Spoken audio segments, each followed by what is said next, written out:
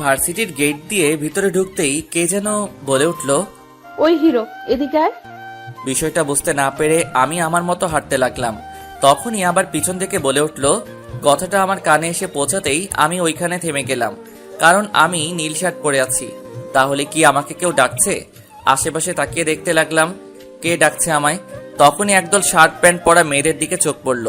দেখলাম ওদের মধ্যে একজন আমায় আঙ্গুল ইশারায় ডাকছে। আমাকে তো এই ভার্সিটিতে তেমন কেউ চিনে না, তাহলে এরা আমায় কেন ডাকছে? যাই গিয়ে শুনে আসি। তারপর চলে আসলাম ওদের সামনে। জি, কিছু বলবেন? ভার্সিটিতে নতুন নাকি? ওদের মধ্যে একজন। হ্যাঁ, আসলে আমি এই ভার্সিটির। থাক, আর বলতে হবে না।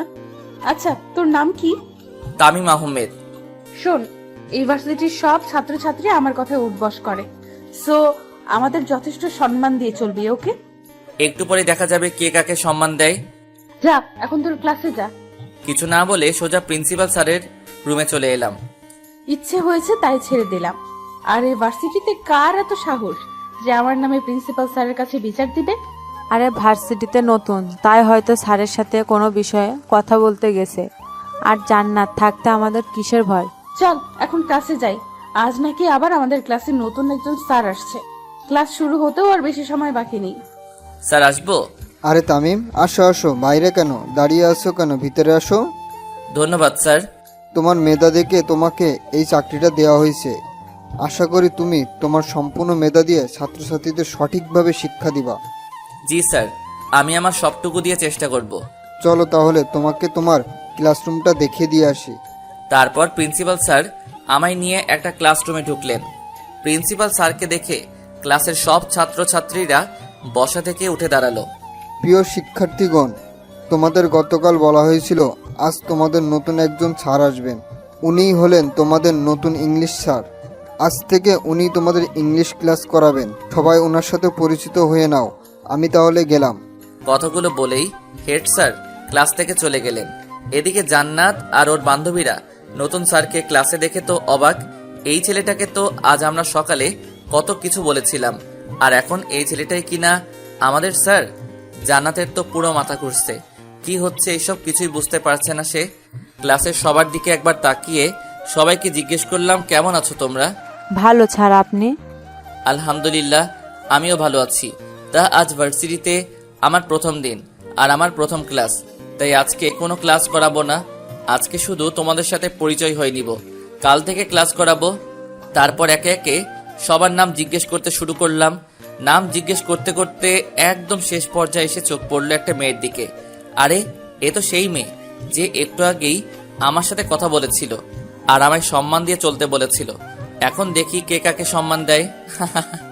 এই মেয়ে, তুমি দাঁড়াও। আমি? হ্যাঁ তুমি। নাম কি তোমার? জান্নাত। শুধুই জান্নাত? আগে পিছে কিছু নেই? জি আছে। তাহলে পুরো নাম বলো। জান্নাত চৌধুরী। এই মেয়ে, তোমাকে আমি কখন দাঁড়াতে বললাম, আর তুমি এখনো বসে আছো? Sorry sir. এইবারের মতো কিছু বললাম না, নেক্সট টাইম যেন আর এমন না হয়। এরপর সবার সাথে আরো কিছুক্ষণ কথা বলে ক্লাস থেকে বের হয়ে আসলাম। এদিকে তামিম ক্লাস থেকে বের হয়ে আসার পর জান্নাতের বান্ধবীরা ওকে বলতে শুরু করলো, আমাদের হয়তো ওই সময় ওনার সাথে এমন ব্যবহার করা ঠিক হয়নি রে। আরে তখন কে জানতো যে উনি আমাদের স্যার হবে? কিরে জান্নাত, তুই চুপ করে আছিস কেন? ব্যাটার অনেক সাহস গজিয়েছে দেখছি।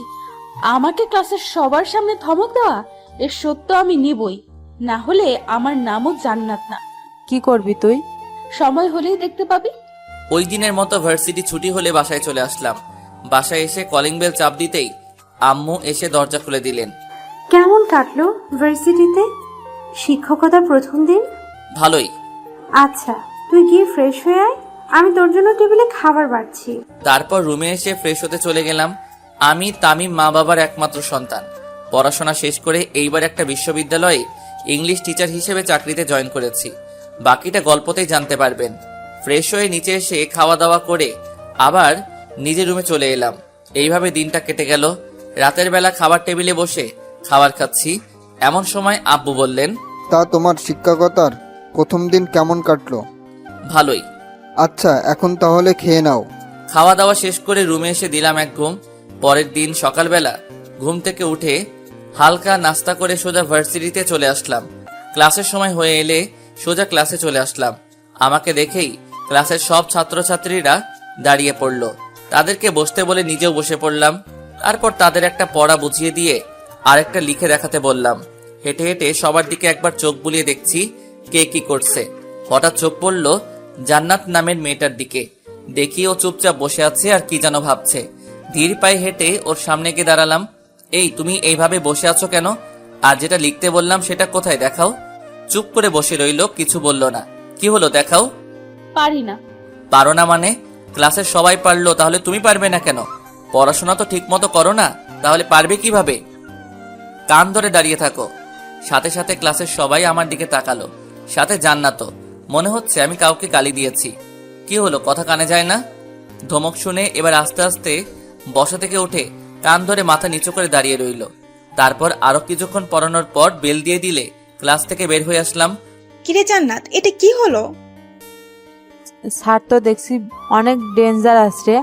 আজ এভাবে জান্নাতকে কান ধরে দাঁড় করিয়ে রাখলো, না জানি কবে আমাদেরও এমন শাস্তি দেয়।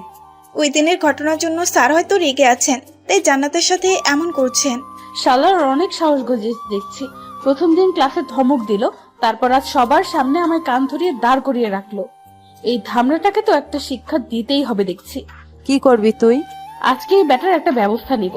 ওই দিনের মতো ভার্সিটি ছুটি হলে জান্নাত ওর বান্ধবীদের বিদায় করে বাসায় চলে আসলো। আর এসেই ওর বাবার রুমে চলে আসলো। কিরে মা, কখন আসলি? এই তো আব্বু, এখন আসলাম। তা কিছু বলবি? কয়েকদিন ধরে ইংলিশ সাবজেক্টে আমার একটু প্রবলেম আছে। আমি তো আগেই বললাম একটা স্যার রেখে দেই তোর জন্য, কিন্তু তুই তো না করে দিলি, বললি এখন লাগবে না। তখন তো আর জানি না যে এমন হবে। তা এখন কি চাস বল? ভার্সিটিতে একজন নতুন ইংলিশ স্যার এসেছে, খুব ভালো পড়ান। ওনাকে বলো আমায় বাসায় এসে পড়াতে। স্যারের নাম কি? তামিম আহমেদ। আচ্ছা, আমি ওই স্যারের সাথে কথা বলে দেখছি। দেখছি না, এই স্যারের কাছেই আমি পড়বো, না হলে কিন্তু পড়বো না। আচ্ছা, ওই স্যারই তোকে পড়াবে। এখন রুমে গিয়ে ফ্রেশ হয়ে নে যা। তারপর জান্নাত ওর রুমে এসে ফ্রেশ হতে চলে গেল। এবার বেটা বুঝবে মজা। এদিকে জান্নাতের বাবা আমজাদ চৌধুরী ভার্সিটির প্রিন্সিপালের কাছে ফোন করে নতুন স্যারের নাম্বার নিয়ে ওই স্যারকে ফোন দিলেন। জান্নাতের বাবা এই শহরের টপ ধনীদের মধ্যে একজন। ভার্সিটির প্রিন্সিপালের সাথেও ওনার কিছুটা সম্পর্ক আছে, তাই মেয়ের বলা নতুন স্যারের নাম্বার নিতে দেরি হলো না। বাসায় এসে খাওয়া দাওয়া শেষ করে রুমে বসে বসে রেস্ট নিচ্ছি, এমন সময় মোবাইলটা বেজে উঠল। হাতে নিয়ে দেখি একটা আননোন নাম্বার থেকে কল এসেছে। কিছুক্ষণ রিং হওয়ার পর রিসিভ করলাম। আসসালামু আলাইকুম, কে বলছেন? ওয়ালাইকুম আসসালাম। তোমার নাম কি তামিম? জি, আমার নাম তামিম, কিন্তু আপনি কে? আমাকে নিশ্চয়ই চিনবে, আমি আমজাদ চৌধুরী, জান্নাতের বাবা।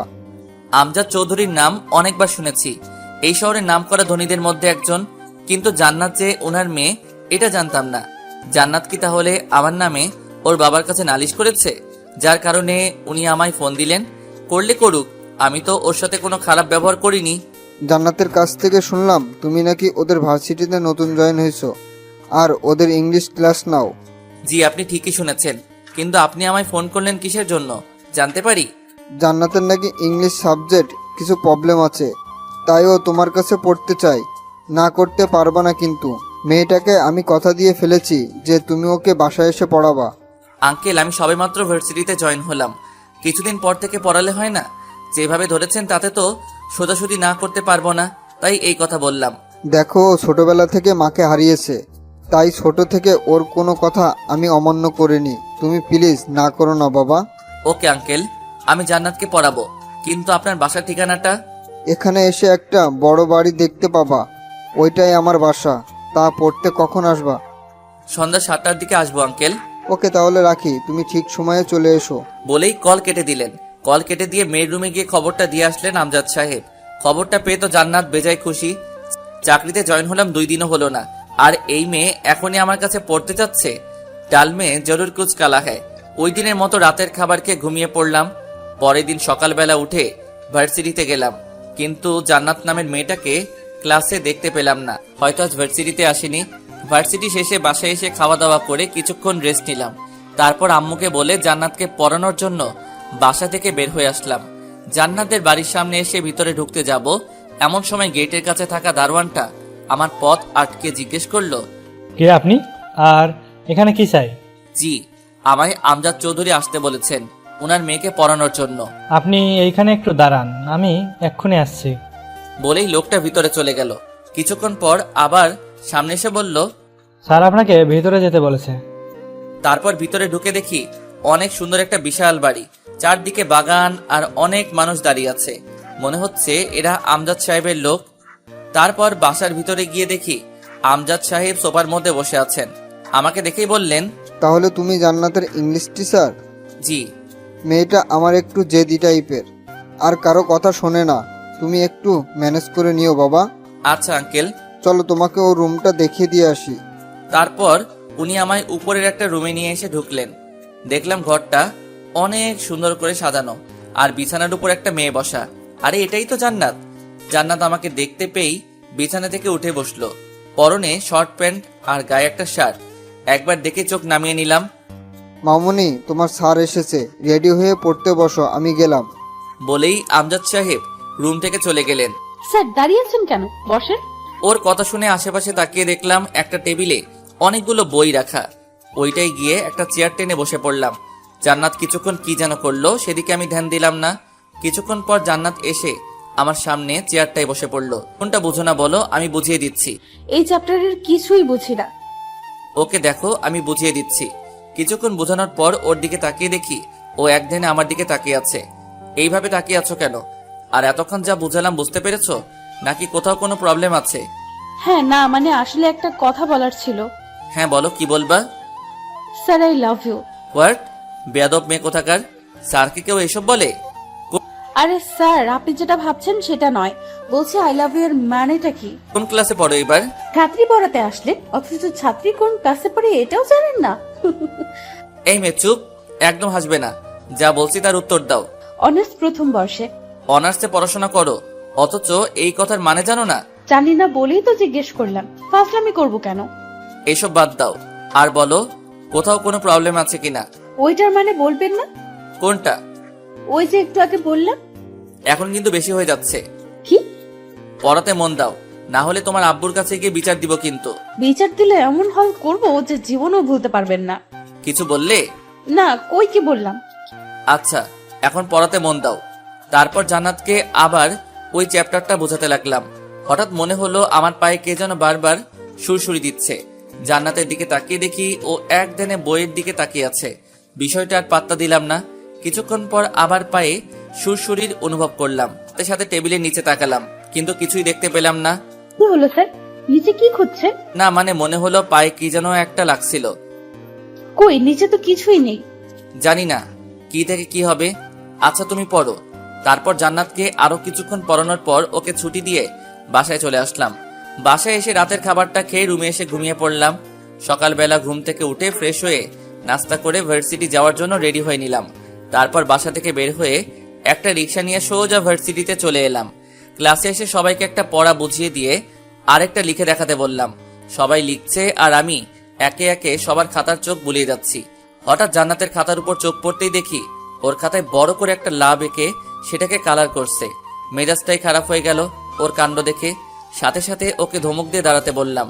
ও ধমক শুনে দাঁড়িয়ে গেল। এটা কি এঁকেছো? স্যার, আপনি চোখে কম দেখেন নাকি? চুপ বেয়াদব মেয়ে কোথাকার! স্যারের মুখের উপর কথা বলো, এত সাহস! আমি কি তোমায় এইসব আঁকতে বলেছি? না। তাহলে এইসব কেন এঁকেছো? বের হও ক্লাস থেকে। ক্লাস থেকে বের হও, না হলে কান ধরে দাঁড় করিয়ে রাখবো। আমার দিকে একবার কান্না ভেজা চোখে তাকিয়ে দৌড়ে ক্লাস থেকে বের হয়ে গেল। কিছুক্ষণ পর ক্লাস ছুটির বেল বেজে উঠলে সবাইকে কালকের জন্য একটা পড়া দিয়ে ক্লাস থেকে বের হয়ে আসলাম। এইভাবে সারাদিন একের পর এক ক্লাস করাতে করাতে ভার্সিটি ছুটি হয়ে গেল। বাসায় এসে ফ্রেশ হয়ে খাওয়া দাওয়া করে দিলাম এক ঘুম। এদিকে জান্নাত ভার্সিটি শেষে বাসায় এসে নিজের রুমে ঢুকেই দরজা লাগিয়ে দিয়ে তামিমের আচরণের জন্য কান্না করতে লাগলো। আজ পর্যন্ত যেখানে তার বাবাও তাকে ধমক দিয়ে কথা বলেননি, সেখানে ওই স্যারটা কিনা আমায় ক্লাসের সবার সামনে ক্লাস থেকে বের করে দিল। আসুক বেটা আজকে, আজ ওর একটা ব্যবস্থা করেই ছাড়বো। এই জান্নাত যে কি জিনিস বেটাকে বুঝিয়ে দিব আজ, এটা ভাবতে থাকে। বিকেলবেলা ঘুম ভাঙলে উঠে উজু করে মসজিদে গিয়ে নামাজ পড়ে কিছুক্ষণ বাহিরে হাঁটাহাঁটি করে আবার বাসায় চলে আসলাম। ঘড়িতে তাকিয়ে দেখি 7টা বাজতে আর বেশি সময় বাকি নেই। তাই রেডি হয়ে জান্নাতকে পড়ানোর জন্য বাসা থেকে বের হয়ে এলাম। কিছুক্ষণ হাঁটার পর জান্নাতের বাড়ির সামনে চলে এলাম। গেট খুলে দারোয়ান আমায় ভিতরে ঢুকিয়ে আবার গেট লাগিয়ে দিল। বাসার ভিতরে যাওয়ার জন্য পা বাড়াতে যাব এমন সময় সামনে তাকিয়ে দেখি একটা ছেলে একটা লোককে মাটিতে ফেলে উড়াধুরা মাইর মারছে, আর তাদেরকে ঘেরাও করে আছে কালো কোট পরা কয়েকটা বডিগার্ডের মতো লোক। ভুল বাড়িতে চলে আসলাম নাকি? না, গতকালকের বাড়িতেই তো এসেছি, কিন্তু ওই ছেলেটা ওই লোকটাকে মারছে কেন? হঠাৎ ওই ছেলেটা আমার দিকে ঘুরে তাকালো। ছেলেটাকে দেখেই ভয়ে আমার হাত পা কাঁপতে শুরু করলো। এইখানে কি করছে? আরে এ তো রাসেল, এই শহরের নাম করা একজন গুন্ডা। হঠাৎ দেখলাম রাসেল ছেলেটার হাতে থাকা হকি স্টিক নিয়ে আমার দিকে এগিয়ে আসছে। আল্লাহ, এ আমার দিকে আসছে কেন? মারবে না তো? এই, কে তুই? আর এইখানে কি চাই? না মানে আসলে আমি যা বলার সোজাসুজি বল, এত তোতলাচ্ছিস কেন? ভাইয়া, উনি আমার স্যার, আমায় পড়াতে এসেছেন। কিছু বলার আগে কে যেন কথাটা বলে উঠলো। চারপাশে তাকিয়ে কাউকে দেখতে না পেয়ে উপরের দিকে তাকাতেই দেখলাম জান্নাত ও রুমের বারান্দায় দাঁড়িয়ে আছে। হয়তো জান্নাতই কথাটা বলেছে, কিন্তু জান্নাত উনাকে ভাইয়া বলল কেন? তার মানে কি রাসেল জান্নাতের ভাই? ও সরি, আসলে আমি চিনতে পারিনি। প্লিজ কিছু মনে করবেন না। না না, ঠিক আছে, আমি কিছু মনে করিনি। আচ্ছা, আপনি তাহলে ভিতরে যান। আচ্ছা, কিন্তু আপনি এই লোকটাকে মারছেন কেন? এই লোকটা জান্নাতের কলেজের স্যার। জান্নাত কলেজে থাকতে এই লোকটা একবার জান্নাতকে বকেছিল, সেটার শোধ নিচ্ছি আজকে। সে তো অনেক আগের ঘটনা, তার জন্য ওনাকে আজ শাস্তি দিচ্ছেন? আসলে আমি এই কয় মাস দেশের বাইরে ছিলাম, তাই বেটাকে কিছু করতে পারিনি।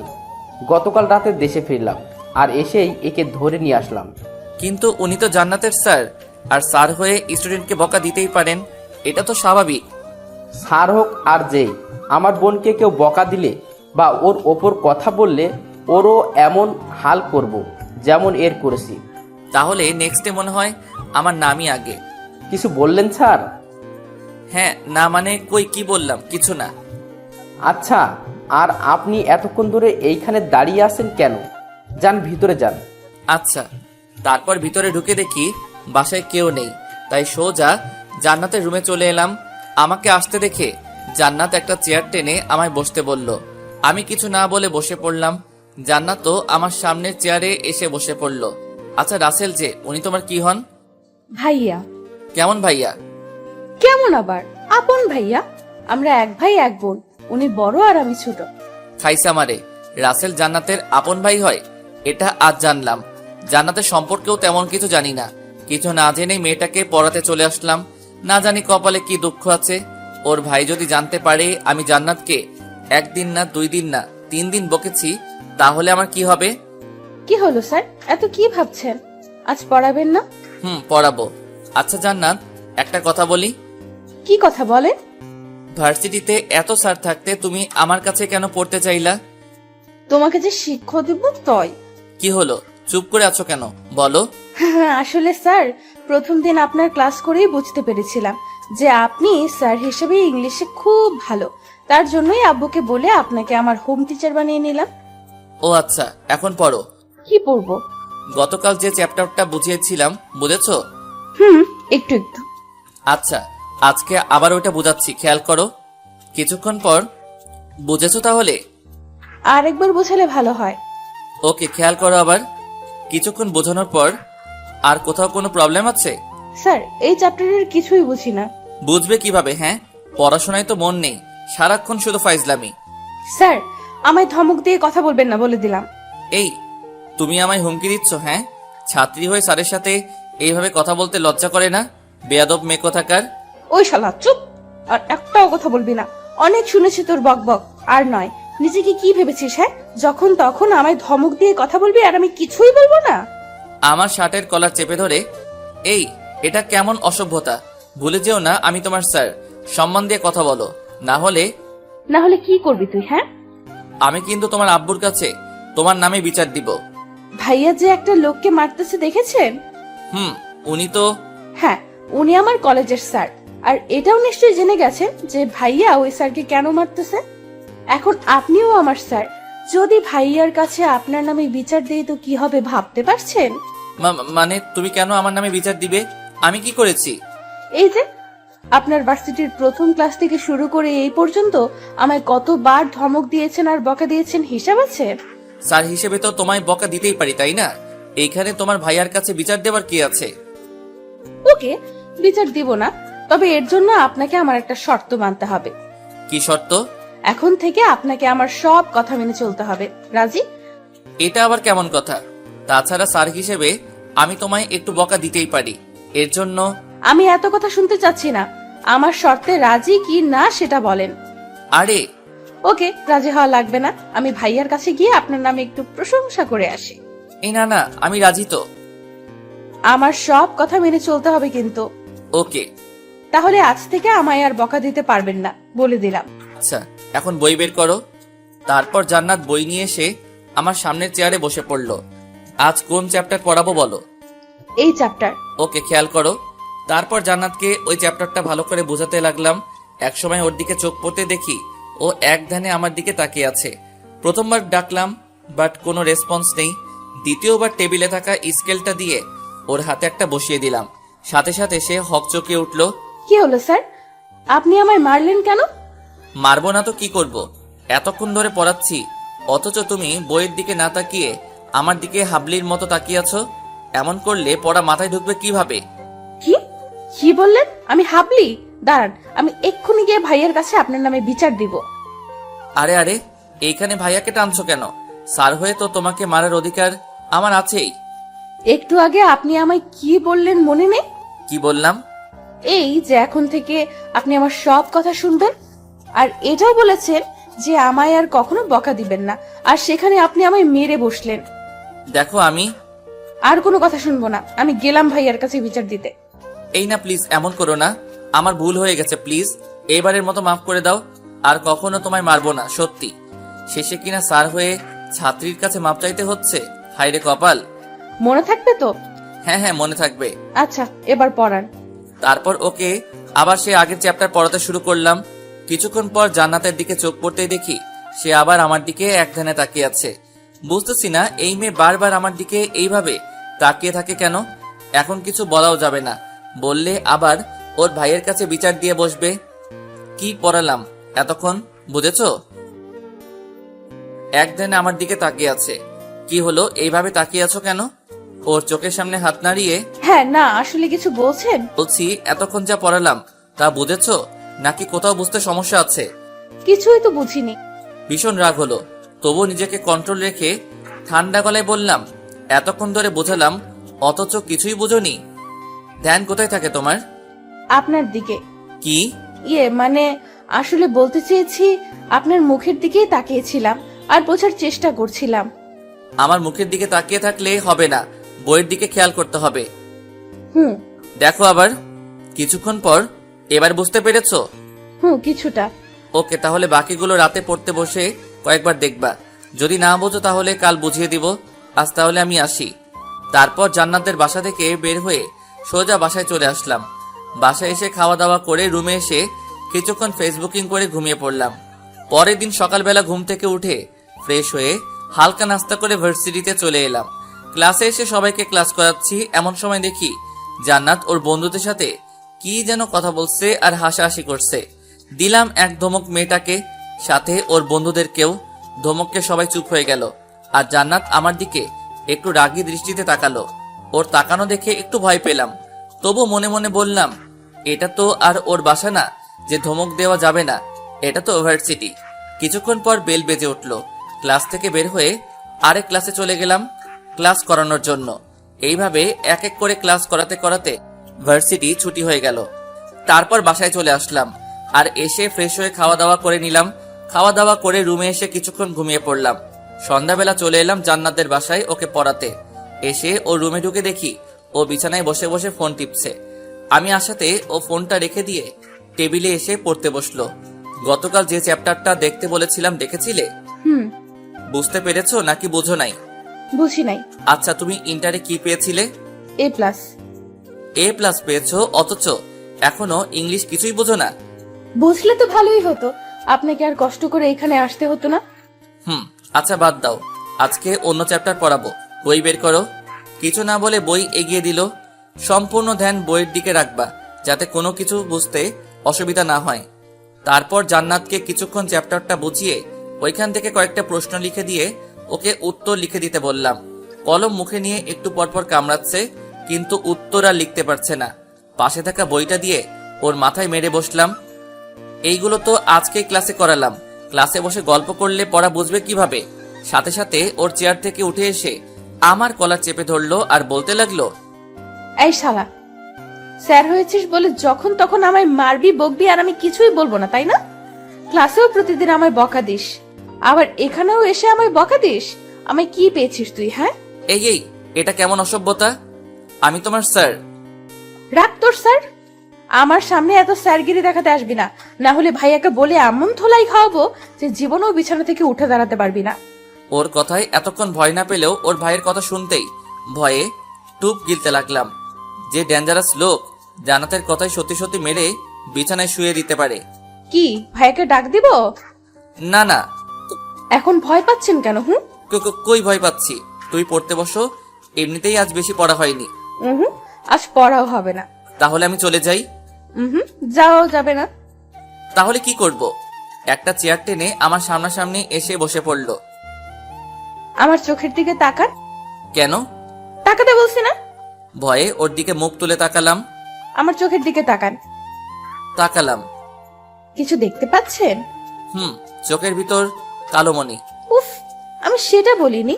অন্য কিছু দেখতে পাচ্ছেন না? চোখের ভিতরে আর কি থাকবে? ভালোবাসার নজরে তাকিয়ে দেখেন, সব বুঝে যাবেন। ওর কথা শুনে বুঝতে বাকি রইল না যে ও কি বলতে চাচ্ছে, কিন্তু এটা তো সম্ভব নয়, কারণ ও আমার ছাত্রী।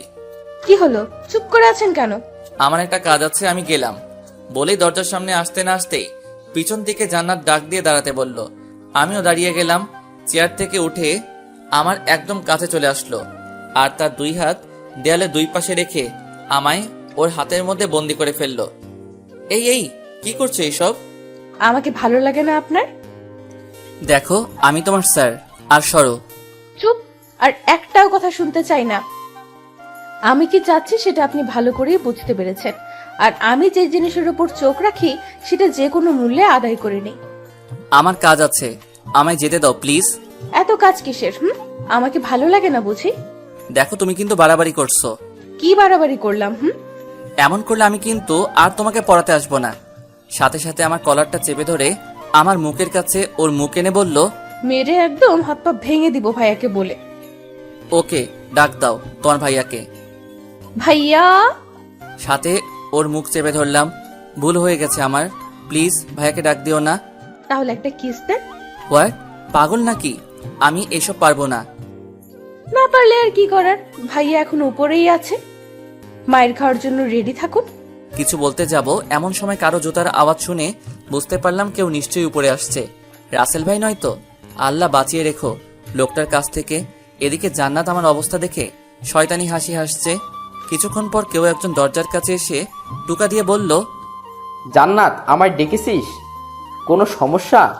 দরজা খোল, আমি ভিতরে আসবো। কণ্ঠটা শুনে বুঝতে বাকি রইল না যে লোকটাকে। এতক্ষণ ধরে যার ভয় পাচ্ছিলাম সে এসেই পড়েছে। কথায় আছে না, যেখানে বাঘের ভয় সেখানে সন্ধ্যা হয়। বোন, দরজা খোল, চুপ করে আছিস কেন? কি ভাইয়ের কাছে আপনার নামে বিচার দিব? আমি কি করলাম যে তুমি আমার নামে বিচার দিবা? ওই যে আমায় সবসময় ধমকান।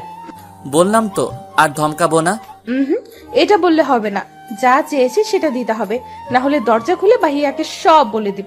কি দিব বলো? পি, দেখো জান্নাত, আমি তোমার স্যার, আমাদের মধ্যে। আমি এত কিছু শুনতে চাচ্ছি না। আপনি দিবেন নাকি আমি ভাইয়াকে সব বলে দিব? আরে কেন আমার সাথে এমন করছো? আমি কি ক্ষতি করেছি তোমার? ভালোবাসি যে তাই। এখন বেশি কথা না বলে যেটা চেয়েছি সেটা দিয়ে দেন, না হলে আমি কি করতে পারি বুঝতেই পারছেন। জান্নাত, বোন আমার, কি হয়েছে তোর? কথা বলছিস না কেন? বুঝেছি, এইভাবে কাজ হবে না। ওকে, আমি ভাইয়াকে আপনার কথা বলে দেই। তারপর জান্নাত যেই দরজা খুলতে যাবে তখনই আমি ওর হাতটা ধরে ফেলি আর ওকে কাছে টেনে ওর গালে একটা কিস করে দেই। আমি এটা চাইনি। এর চেয়ে বেশি আমি আর কিছু পারবো না, প্লিজ একটু বোঝার চেষ্টা করো প্লিজ। কি রে, সেই কখন থেকে ডাকছিস, শুনতে পাস না? না মানে আসলে স্যারের সাথে একটা বিষয় নিয়ে কথা বলতেছিলাম, তাই হয়তো শুনি নাই। তাহলে আমায় ডাকলি কেন? কোথায় ডাকলাম? তুমি হয়তো ভুল শুনেছ। আমি তো এতক্ষণ স্যারের সাথে কথা বলতেছিলাম, তাই না স্যার? হ্যাঁ হ্যাঁ। হতেও পারে, কিন্তু স্যার আপনি দরজার সামনে দাঁড়িয়ে আছেন কেন? আপনার তো পড়ার টেবিলে বসে থাকার কথা। হ্যাঁ আসলে পড়া শেষ, তাই চলে যাচ্ছিলাম। এমন সময় জান্নাত আমায় যেতে না দিয়ে কয়েকটা প্রশ্ন করলো পড়ার বিষয়ে, তাই এতক্ষণ এইখানে দাঁড়িয়েছিলাম। ও আচ্ছা, বোনটা আমার ইংলিশ একটু কম বুঝে, কিন্তু আপনি ওকে ভালো করে বুঝাবেন। আচ্ছা, টেবিলে ওই স্কেল দিয়ে কি করেন? এই খাইছে রে, এখন যদি জান্নাত উনাকে সব বলে দেয় তাহলে নিশ্চয়ই আমাকেও আজ ওই দিনে লোকটার মতো ধরে মারা শুরু করবে। আল্লাহ বাঁচাও। ওই স্কেল দিয়ে কি করিস জান্নাত? তেমন কিছু না, পড়ার সময় স্কেলটা স্যার হাতে নিয়ে থাকেন আর কি। হাতে নিয়েই থাকেন নাকি তাকে মারেনও? শোনেন স্যার, বোনটা আমার খুব আদরের। ছোট থেকে আজ পর্যন্ত ওর গায়ে একটু আজ পর্যন্ত লাগতে দেয়নি। যেই আমার বোনের মুখের উপর কেউ কথা বলেছে তাকে মেরে একদম অবস্থা কাহিল করে ফেলতাম। এমনকি অনেক স্যারদের চাকরিও কেড়ে নিয়েছি এর জন্য। এই প্রথম জান্নাত কোনো স্যারের কাজে নিজে থেকে পড়তে চেয়েছে বলেই বাবা ওকে আপনার কাছে পড়াচ্ছেন। তবুও আপনাকে বলে রাখি, ভুলেও আমার বোনের মুখের উপর কোনো কথা বলবেন না। ও যেভাবে বলবে সেভাবেই পড়াবেন। যদি শুনি এর একটু এদিক সেদিক হয় তাহলে আপনার কপালে দুঃখ আছে বলে দিলাম। এটা হুমকি দিচ্ছে নাকি সাবধান করছে? কোনো সমস্যা হলে ভাইয়াকে বলবি, কেমন? আমি তাহলে আসি। বলেই রুম থেকে বেরিয়ে গেলেন। আমিও দরজা খুলে পেয়ে চলে আসতে যাব, এমন সময় জান্নাত আমার হাত ধরে ফেলে। আপনি কোথায় যাচ্ছেন? না মানে পড়ানো তো শেষ, তাই আমি আর থেকে কি করব? আপনাকে আমি যেতে বলেছি? না, তবে পড়ানো যেহেতু শেষ তাই চলে যাচ্ছি। একটু আগে ভাইয়া কি বলে গেল শুনেন নাই? কি বলেছিলেন? এই যে আমার মুখের উপর কোনো কথা বলবেন না, আমি যেভাবে বলবো সেভাবেই পড়াবেন। কিন্তু এখন তো পড়ানো শেষ, তাহলে আর থেকে কি করব? আমার বাসায় অনেক কাজ আছে, প্লিজ আমায় যেতে দাও। কিছুক্ষণ ভেবে ওকে যান, তবে কাল একটু তাড়াতাড়ি পড়াতে আসবেন, দেরি করবেন না কিন্তু। না হলে না না, দেরি করব না, তাড়াতাড়ি চলে আসবো। মনে থাকে জানো। তারপর আর কথা না বাড়িয়ে দরজা খুলে জান্নাতের রুম থেকে বের হয়ে আসলাম। সিঁড়ি বেয়ে নিচে নেমে আসতেই আঙ্কেল আমায় ডাক দিলেন। দেখি উনি সোফায় বসে আছেন। হেঁটে হেঁটে ওনার সামনে গিয়ে দাঁড়ালাম। তা বাবা, জান্নাত ঠিকমতো পড়ছে তো? জি আঙ্কেল। দেখো, আমি জানি মেয়েটা একটু পড়াশোনা কম করে, কি যে হয়েছে ওর কিছুই বুঝতে পারছি না। তুমি একটু ওকে ভালো করে গাইড করে দিও প্লিজ। এসব নিয়ে আপনি চিন্তা করবেন না আঙ্কেল, আমি ওকে ভালো করে গাইড দিচ্ছি। তারপর আঙ্কেলের সাথে আরো কিছু টুকটাক কথা বলে সোজা বাসায় চলে আসলাম। রাতের খাবার খেয়ে রুমের মধ্যে শুয়ে আছি আর ভাবছি জান্নাত যা শুরু করেছে তাতে ওকে বেশি দিন পড়ানো যাবে না, না হলে পরে আমারই ক্ষতি হবে। যত তাড়াতাড়ি পারি আঙ্কেলকে বলে ওকে পড়ানো ছেড়ে দিব। এইসব ভাবতে ভাবতে কখন যে চোখটা লেগে যায় খেয়ালই নেই। সকালবেলা ঘুম থেকে উঠে ফ্রেশ হয়ে নাস্তা করে ভার্সিটিতে চলে এলাম। ক্লাসের মধ্যে বসে আছি আর সবাইকে ক্লাস করাচ্ছি। এমন সময় জান্নাতের দিকে চোখ পড়তেই সে আমায় চোখ টিপ মেরে বসলো। ওর এমন ব্যবহারে থতমত খেয়ে গেলাম। এটা মেয়ে নাকি অন্য কিছু? ছাত্রী হয়ে স্যারকে ছিছি।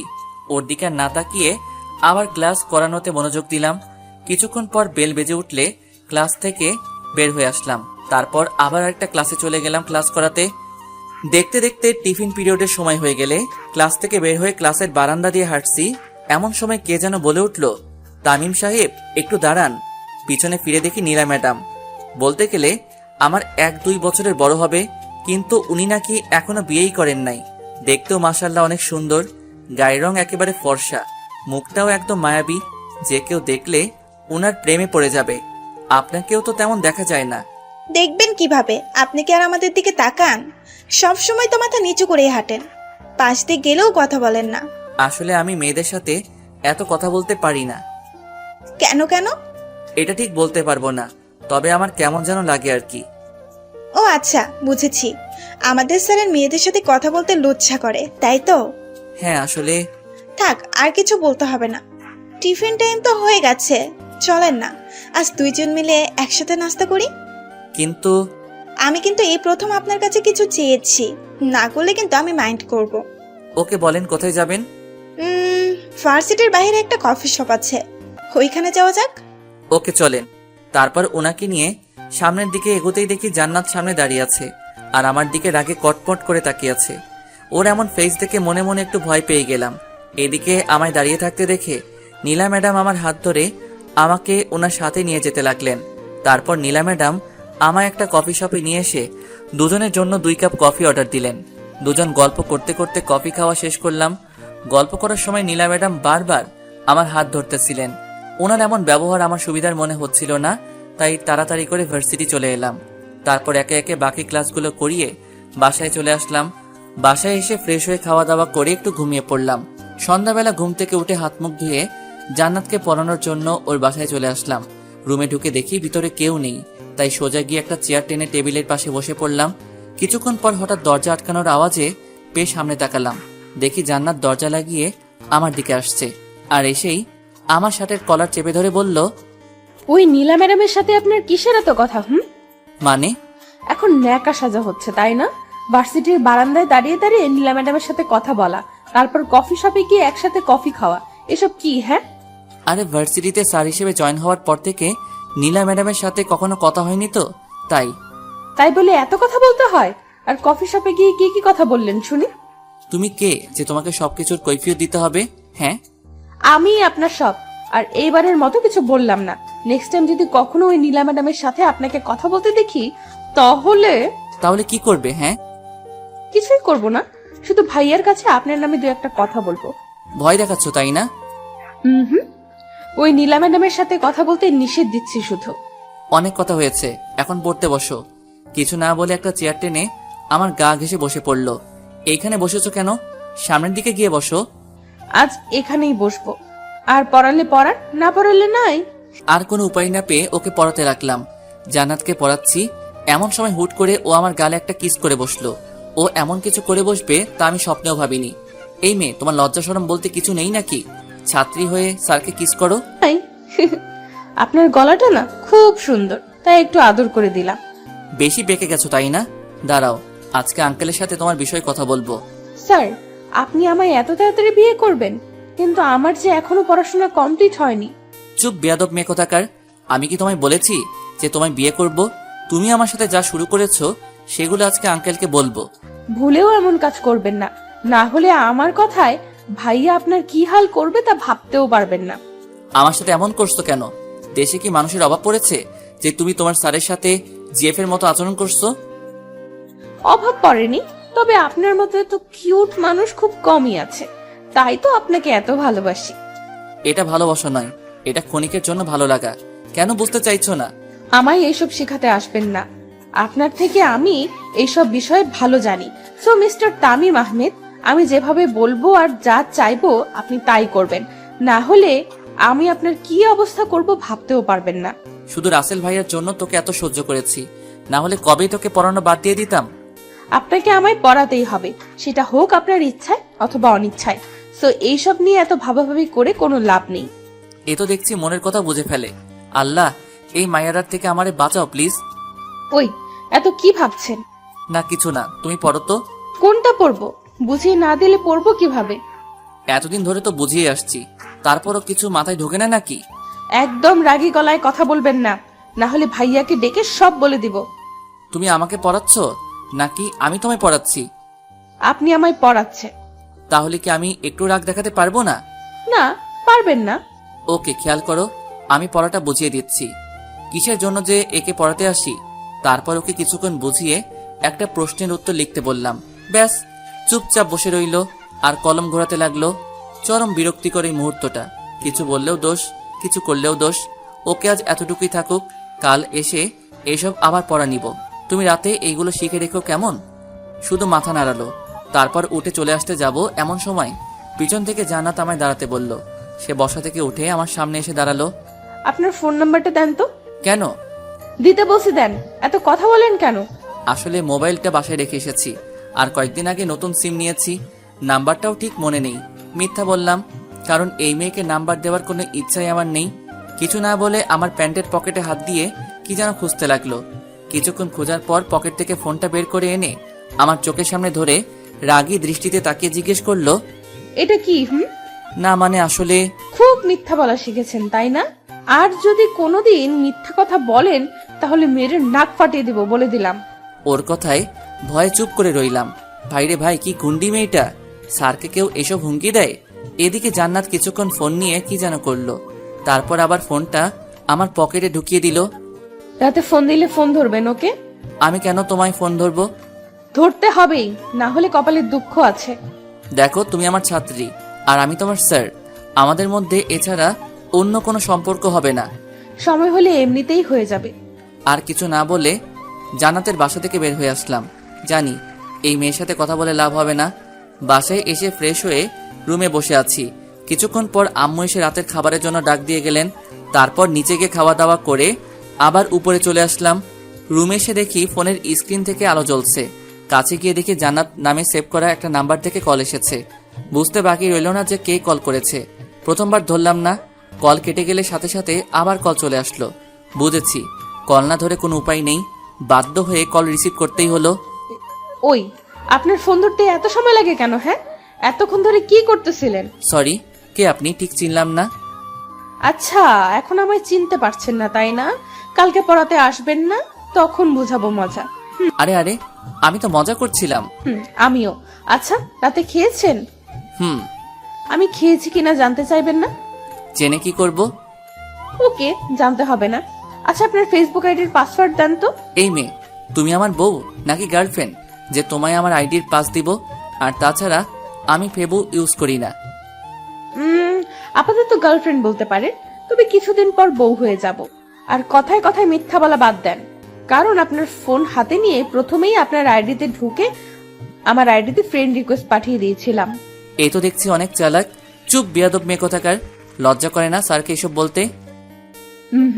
স্যারকে বলতে তো লজ্জা করবেই, কিন্তু আপনি আমার স্যার না, আপনি তো আমার থাক, বললাম না। এখন লক্ষ্মী ছেলের মতো আপনার আইডির পাসওয়ার্ড দিয়ে দেন, না হলে পরে কিন্তু পস্তাতে হবে। দিব না, তুমি ফোন রাখো, না হলে আমি রেখে দিব। ভুলেও এই কাজ করবেন না, কারণ ভাইয়ার কাছে আপনার কথা বললে ভাইয়া এক্ষুনি আপনাকে আপনার বাসা থেকে তুলে আনতে পারবে। ওকে, বলো তোমার ভাইয়াকে যা বলার। আমি কাউকে ভয় পাই না। ওকে, একটু ওয়েট করেন। বলেই জান্নাত ওর ভাইয়াকে ডাকতে লাগলো। এই মেয়ে তো দেখছি সত্যি সত্যি ডাক দিচ্ছে। দেখ আমার কি, আমি এত ভয় পাই না ওনাকে। এদিকে ফোনের মধ্যে রাসেল ভাই আর জান্নাতের কথা শুনতে পাচ্ছি। কি হইছে বোন, আমায় ডেকেছিস? একটা ছেলে আমার সাথে বেয়াদবি করেছে, তাকে ওর বাসা থেকে তুলে আনতে হবে এক্ষুনি। পারবা? কি? কার এত সাহস যে আমার বোনের সাথে বেয়াদবি করছে? নাম বল শুধু ছেলেটার, এখনই ওই ছেলেকে তুলে আনবো। তুমি একটু বাহিরে যাও, আমি ওর ডিটেলস এনে তোমাকে বলছি। ওদের এমন কথা শুনে তো আমার ভয়ে হার্টবিট বেড়ে যেতে লাগলো। জান্নাত যদি আমার নাম বলে তাহলে তো সত্যি সত্যি রাসেল ভাই আমায়। না না, এসব আমি কি ভাবছি। এখন পাসওয়ার্ড দিবেন নাকি মাইর খাবেন বলেন? পাসের জন্য তুমি তোমার স্যারের এমন করবা? ভাইয়া বাহিরে দাঁড়িয়ে আছে, তাড়াতাড়ি পাস দেন, নইলে ভাইয়াকে ডেকে আপনার নাম। আমার নাম্বারের শেষ 7 অক্ষরই আমার আইডির পাস। বাধ্য হয়ে দিতেই হলো, না হলে কপালে দুঃখ আছে, বুঝতেই পারছি। কত ভালো আমার বাবু তো। পাস তো দিলাম, ফোন রাখো, এখন আমি ঘুমাবো। ওকে, গুড নাইট, কাল ভার্সিটিতে দেখা হবে। কিছু না বলে ফোনটা কেটে দিলাম। তারপর মোবাইলটা একপাশে রেখে ঘুমিয়ে পড়লাম। পরের দিন সকালবেলা অনেক তাড়াতাড়ি ঘুমটা ভেঙে গেল। সময় কাটছে না দেখে মোবাইলটা হাতে নিয়ে একটু ফেবুতে লগ ইন করলাম। ফেবুতে ঢুকতেই আমার চোখ কপালে ওঠার পালা। এ আমি কি দেখছি? এটা কিভাবে হলো? আমার এত স্বাদের আইডি। কারণ জান্নাত হয়তো গতকাল রাতে আইডির পাস নিয়ে আইডিটা ডিঅ্যাক্টিভেট করে রেখেছে, যার ফলে আজ আইডিতে ঢুকতে পারছি না। তারপর আবার আইডিটা অ্যাক্টিভেট করে আইডিতে ঢুকে দেখি অনেক মেয়েদের ব্লক করে রাখা হয়েছে, যারা আমায় অযথাই মেসেজ দিত। আমি অবশ্য ওদের কারোর সাথেই কথা বলতাম না। কিছুক্ষণ পর ভার্সিটি যাওয়ার সময় হয়ে এলে রেডি হয়ে নিলাম। তারপর বাসা থেকে বের হয়ে সোজা ভার্সিটিতে চলে এলাম। ক্লাসে বসে আছি আর সবাইকে পড়াচ্ছি। এমন সময় জান্নাতের দিকে তাকাতেই দেখি মেয়েটা আমার দিকে তাকিয়ে মিটমিট করে হাসছে। ওর হাসি দেখে আমার গা জ্বলছে। তারপর ক্লাসটা করিয়ে চলে আসলাম অন্য ক্লাসে।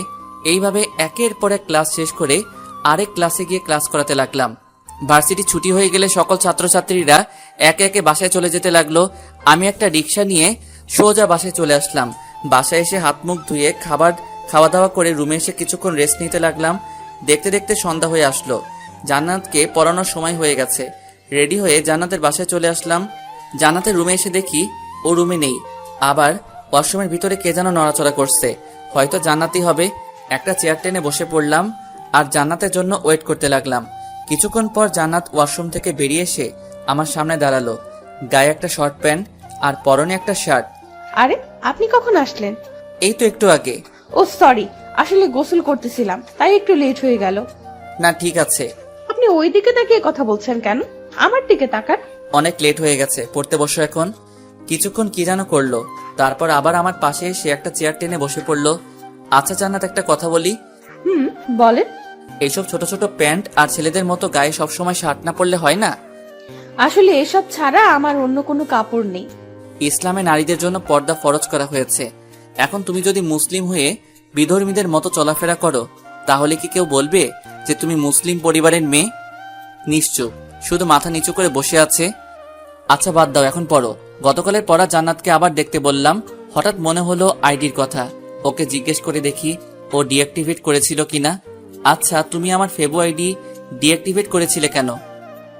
আপনার আইডিতে অনেক ময়লা জমেছিল, তাই আইডিটা ডিঅ্যাক্টিভেট করে রেখেছিলাম। কি? আইডিতে আবার ময়লা জমে? মুগ্ধ নয়নে তামিমের দিকে তাকিয়ে ওর হাসিটা দেখে যাচ্ছে। কি হলো, এইভাবে তাকিয়ে আছো কেন? আপনার হাসিটা না খুব সুন্দর। বুঝেছি, এই মেয়ের মাথায় আবার ভূত চড়ে বসেছে। এখন একটু সিরিয়াস হয়ে কথা বলতে হবে। আমার আইডিটা ডিঅ্যাক্টিভেট করেছিলে কেন বলো? বললাম তো ময়লা জমেছিল তাই। আপনি আবার আইডি অ্যাক্টিভেট করেছেন নাকি? করে থাকলেও আবার আমি ডিঅ্যাক্টিভেট করে ফেলবো। আর হ্যাঁ, এই আইডি আর ইউজ করবেন না, নতুন একটা আইডি খুলবেন। ওকে?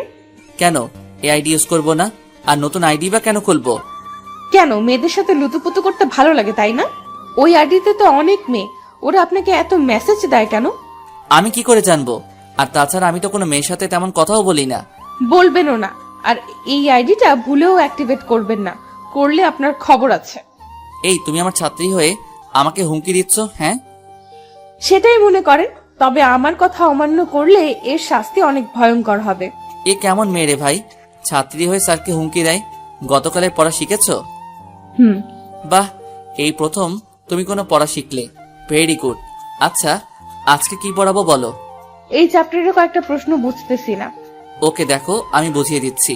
ওকে কিছুক্ষণ বুঝিয়ে দিয়ে জিজ্ঞেস করলাম বুঝেছে কিনা। সেও সাথে সাথে হ্যাঁ বুঝেছি বলে দিল। অবাক হচ্ছি, আজ হঠাৎ জান্নাত সবকিছু একবারে বুঝে ফেলতেছে কিভাবে। তারপর জান্নাতকে আরো কিছুক্ষণ পড়িয়ে কালকের জন্য কিছু পড়া দিয়ে আজকের মতো ছুটি দিয়ে দিলাম। জান্নাতের বাসা থেকে বের হয়ে আসতেই যাব এমন সময় বাড়ির বাগান থেকে কে যেন আমায় ডাক দিল। চারপাশে তাকিয়ে দেখি রাসেল ভাই কি যেন করছেন আর আমায় ইশারায় ওনার কাছে ডাকছেন। আল্লাহ, উনি আমায় ডাকছেন কেন? গতকাল জান্নাত আমার নামে রাসেল ভাইকে কিছু বলেনি তো? কথাগুলো ভাবছি আর ভয়ে ভয়ে সামনের দিকে এগোচ্ছি। জি ভাইয়া, আমায় ডাকছেন? জান্নাতের পড়া কেমন চলছে? জি ভালোই। আর জান্নাত পড়ায় অনেক ভালো, একবার কিছু বুঝিয়ে দিলে সেটা সহজেই বুঝে ফেলে। একটু পাম দিচ্ছি আর কি। শোনেন স্যার, আমার বোনটাকে কখনো ধমকাবেন না। সে যাই করুক না কেন, ছোট থেকে মা হারিয়ে বড় হয়েছে আমার বোনটা। আজ পর্যন্ত কখনো ওর মায়ের অভাব বুঝতে দেয়নি। আশা করি আপনি এমন কিছু করবেন না যাতে আপনার প্রতি আমার... না না ভাইয়া, আপনি চিন্তা করবেন না, আমি কখনো জান্নাতকে ধমকাবো না। আপনি যেভাবে বলছেন আমি তাকে সেভাবেই পড়াই। কথাগুলো বলে উপরের দিকে তাকাতেই দেখি জান্নাত ওর বারান্দায় দাঁড়িয়ে আছে।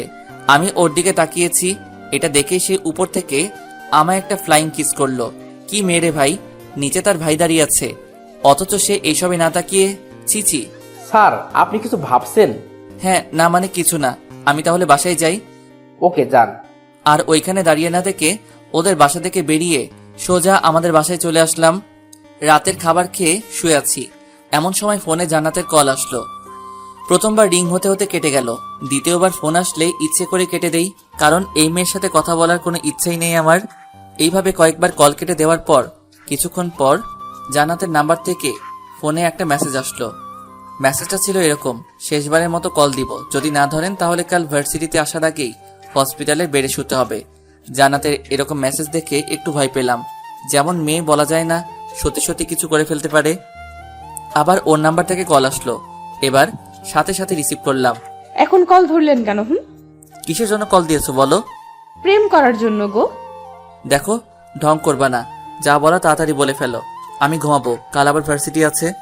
আমি ঢং করি তাই না? ওকে যান, কিছু বললাম না, আপনি ঘুমান। তবে তার আগে আমায় একটা ইয়ে দেন। এসব ইয়েটিয়ে আমি বুঝি না, যা বলার ভালো করে বলো। ওকে, একটা পাপ্পি দেন। পারবো না, ফোন রাখো বলছি। রাগ দেখিয়ে লাভ হবে না। আপনি ভালো করেই জানেন আমার উপর রাগারাগি করেছেন, এটা ভাইয়া জানতে পারলে আপনার সাথে কি কি হতে পারে। সো কোনো কথা না বলে যেটা চেয়েছি সেটা দিয়ে দেন। রাগারাগির কারণটা যদি তোমার ভাইয়া জানতে পারে তাহলে উনি আমায় কিছু করবেন না। করবেন, অনেক কিছু করবেন। কারণ রাগারাগির বিষয়টা আমি অন্যভাবে নিয়ে যাব, মানে ভাইয়াকে একটু মিথ্যা বলবো আর কি। প্লিজ ফোনটা রাখো, আমি ঘুমাবো। যেটা চেয়েছি সেটা দিয়ে দেন, আমি ফোন রেখে দিব। এছাড়া আর কোনো লাভ হবে না। বুঝেছি, এই মেয়ে পিছু ছাড়বে না, তাই বাধ্য হয়ে কোনো রকমে ইনিয়ে বিনিয়ে ইয়েটা দিতে হলো আর কি। লুচ্চা ভাইবেন না আবার আমাকে, চিপাই পইরা দিছি, ইচ্ছা করে তো আর দেই নাই। তারপর জান্নাত ফোনটা কেড়ে দিল, আর আমিও শান্তিতে বিছানায় গাটা এলিয়ে দিয়ে শুয়ে পড়লাম। পরের দিন ভার্সিটিতে এসে ক্লাসে বসে সবাইকে ক্লাস করাচ্ছি। ভুল করে একবার জান্নাতের দিকে তাকাতেই সে আমায় চোখ টিপ মেরে মিটমিট করে হাসতে লাগলো। লজ্জায় আর ওর দিকে তাকালাম না। ক্লাসটা করিয়ে অন্য আরেকটা ক্লাসে চলে এলাম। একে একে সব ক্লাস করিয়ে ভার্সিটিও ছুটি হয়ে গেল। বাসায় যাওয়ার জন্য ভার্সিটি থেকে বের হতেই কোথা থেকে জানি নীলা ম্যাডাম একটা রিক্সা নিয়ে আমার সামনে এসে দাঁড়ালেন। বাসায় যাচ্ছেন মনে হয়, আসেন আমার সাথে, আপনাকে আপনার বাসায় নামিয়ে দিয়ে যাই। না থাক, আমি হেঁটে যেতে পারবো, আপনি চলে যান। তা বললে তো হবে না, আমি আপনাকে একা রেখে চলে যাব কিভাবে? আসেন আমার সাথে বলছি। বলেই আমার হাত ধরে টেনে রিক্সায় উঠিয়ে নিলেন। কিছু বলতে গিয়েও পারলাম না, যদি উনি আবার মাইন্ড করেন। এদিকে উনি বারবার আমার দিকে হেলে দুলে পড়ছেন, আর আমি ততই চেপে বসার চেষ্টা করছি। কিছুক্ষণ পর, চাচা রিক্সা থামান। কেন, কি হয়েছে? আমার বাসার সামনেই, একটু হাঁটলে পৌঁছে যাব, আপনি চলে যান। আর চাচা এই নিন রিক্সা ভাড়া। আরে ভাড়া দিতে হবে না, আমি দিয়ে দেব। না, আপনি মেয়ে মানুষ হয়ে একজন পুরুষের ভাড়া দিবেন, এটা কেমন দেখায়? একটা মুচকি হাসি দিয়ে চলে গেলেন। আমিও আর দাঁড়িয়ে না থেকে সোজা বাসায় চলে আসলাম। বাসায় এসে হাত মুখ ধুয়ে দুপুরের খাবার খেয়ে নিলাম। সন্ধ্যাবেলা জান্নাতকে পড়ানোর জন্য ওর বাসায় চলে এলাম। জান্নাতের রুমের দরজা খুলে ভিতরে ঢুকে দেখি জান্নাত রুমে নেই, হয়তো ওয়াশরুমে আছে। এটা ভেবে আমি রুমের ভিতরে ঢুকে পড়লাম। সাথে সাথে রুমের দরজা ঠাস করে বন্ধ হয়ে গেল। পিছনে তাকাতেই কে যেন আমার হাত টেনে ধরে দরজার সাথে চেপে ধরলো। সে আর কেউ না, জান্নাত। এই কি করছো? ছাড়ো আমায়। কেন এখন ছাড়বো কেন? অন্যদের সাথে তো ভালোই ঘেঁষাঘেঁষি করতে পারেন। মানে আমি আবার কি করলাম? এখন সাধু সাজা হচ্ছে তাই না? আরে কি আবল তাবল বকছো? আমি করেছিটা কি সেটা তো বলবা নাকি? কেন, গতকাল যে নীলা ম্যাডামের সাথে এক রিকশায় বাসায় গেলেন মনে নেই? খুব মজা হয়েছিল গতকাল, তাই না? এই রে, জান্নাত এসব জানলো কি করে? তাহলে কি নীলা ম্যাডামের রিক্সায় ওঠার সময় জান্নাত আমাকে দেখে ফেলেছিল? না মানে আসলে আমি তো... হ্যাঁ, এখন এটাই তো বলবেন যে আমি ইচ্ছে করে রিকশায় উঠিনি, উনি জোর করে আমায় তুলেছেন, তাই তো? তার মানে তুমি সব দেখেছো, আর আমার কি দোষ বলো? উনি তো আমায়... চুপ করেন, লজ্জা করে না নিজের বয়সে বড় মেয়েদের সাথে লুতুপুতু করতে? তুমি কিন্তু বেশি করে ফেলছো। ছাত্রী হয়ে স্যারকে ধমক দিচ্ছ, আর আমি ওনার সাথে লুতুপুতু কেন করব? হ্যাঁ, 100 বার ধমক দিব, কি করবেন আপনি? হ্যাঁ, আর আপনাকে আমার ভালো করে চেনা আছে। শোনেন, আগেও একবার মাফ করেছি, বাট এখন কোনো মাফ নেই। আমার কথা যেহেতু অমান্য করেছেন, তাহলে এর শাস্তি আপনাকে পেতেই হবে। এই আমি তোমার এমন কি ক্ষতি করেছি সব সময় আমার পিছনে পড়ে থাকো? আমি কি ওনার সাথে ইচ্ছাকৃতভাবে কখনো কথা বলেছি বলো? এত কিছুর উত্তর আমি দিতে পারবো না। এখন আপনাকে আমার কথা অমান্য করার জন্য শাস্তি পেতে হবে। কি শাস্তি? বেশি কিছু না, শুধু আমায় একবার জড়িয়ে ধরবেন আর 5 মিনিট লিপ কিস করবে। কি পাগল নাকি তুমি? হ্যাঁ, স্যারকে এইসব কিভাবে? ছি ছি, আমার বলতেও লজ্জা করছে। চিন্তা করবেন না, বিয়ের পর আপনার সব লজ্জা ভেঙে দিব। এখন যা যা বলেছি তা করেন। অসম্ভব, আমি এইসব কিছুতেই করব না। আর আমি আজকে আঙ্কেলকে তোমার বিষয় সব বলে দিব, তারপর তোমাকে পড়ানো বাদ দিয়ে দিব। সাথে সাথে আমার কলারটা চেপে ধরে আমার মুখের কাছে ওর মুখ নিয়ে আসলো আর বলল, এইসবের কিছু করলে খুন করে ফেলবো কিন্তু। আর আমি যা বলেছি এখন যদি তা না করেন, তাহলে আমি চিৎকার করে ভাইয়াকে ডাকবো। তারপর ভাইয়া এসে আপনার কি হাল করবে ভাবতেও পারবেন না। ওর কথা শুনে ভয় ঢোক গিলতে লাগলাম। কি করব না ভেবে পাচ্ছি না। আমাকে ছেড়ে দাও প্লিজ। আমি তো তোমার কোনো ক্ষতি করিনি, তাহলে কেন আমার সাথে এমন করছো? মা বাবার একটা মাত্র সন্তান আমি। আমার কিছু হয়ে গেলে ওরা কাকে নিয়ে বাঁচবে বলো? প্লিজ আমায় শেষবারের মতো মাফ করে দাও, আর আমায় ছেড়ে দাও প্লিজ। ছেড়ে দিলে তো হবে না সোনা, অপরাধ যেহেতু করেছো এর শাস্তি তো পেতেই হবে, তাই না? আমাদের মধ্যে শুধু স্যার ছাত্রীর সম্পর্ক, এছাড়া আর কিছু না। আমাদের মধ্যে ওইসব হবে না, এটা ঠিক না। কেন বুঝতেছো না তুমি? আমি এত কিছু বুঝতে চাই না, আপনি আমার দেওয়া শাস্তিটা পূরণ করবেন কি না বলেন। আরে তুমি কেন বুঝতে পারছো না? ওই তুই কিস করবি নাকি আমি কিছু করব? করবো না, যা করার করো। ওকে। বলেই আমার শার্টের কলা চেপে ধরে আমার ঠোঁটের সাথে তার ঠোঁট এক করে দিল। নিজেকে ছাড়ানোর অনেক চেষ্টা করছি, কিন্তু ওর শক্তির সাথে আমি কিছুতেই পেরে উঠতে পারছি না। এদিকে আমার ঠোঁটের উপর অত্যাচারটা আরো বেড়ে গেল। আমার ঠোঁটগুলোতে জান্নাত বারবার কামড় দিচ্ছে। যত নড়চড়া করছি ততই জোরে কামড় মারছে। কিছুক্ষণ পর জান্নাত আমার ডান হাতটা নিয়ে ওর কোমরে চেপে ধরলো। সাথে সাথে আমি নিজের হাতটা ছাড়িয়ে নিলাম আর জান্নাতকে জোরে একটা ধাক্কা মেরে দূরে ফেলে দিলাম। ধাক্কার তাল সামলাতে না পেরে জান্নাত মেঝেতে পড়ে গেল আর ব্যথার চোটে আহ বলে চিৎকার দিয়ে উঠল। কিছুক্ষণ পরেই কারো জুতার আওয়াজ শুনে বুঝতে পারলাম কেউ একজন উপরে আসছে। এর কয়েক সেকেন্ড পর কে যেন রুমের বাহির থেকে দরজায় টুকা দিল আর বলল, বোন, কি হয়েছে? তোর চিৎকার দিলি কেন? কণ্ঠটা শুনে বুঝতে পারলাম এটা রাসেল ভাই ছাড়া আর কেউ না। এখন জান্নাত যদি উনাকে বলে দেয় যে আমি ওকে ধাক্কা মেরে ফেলেছি, বলুক, তাহলে আমিও বলবো। না, এসব বললে তো উল্টা উনি আমাকে সন্দেহ করবেন।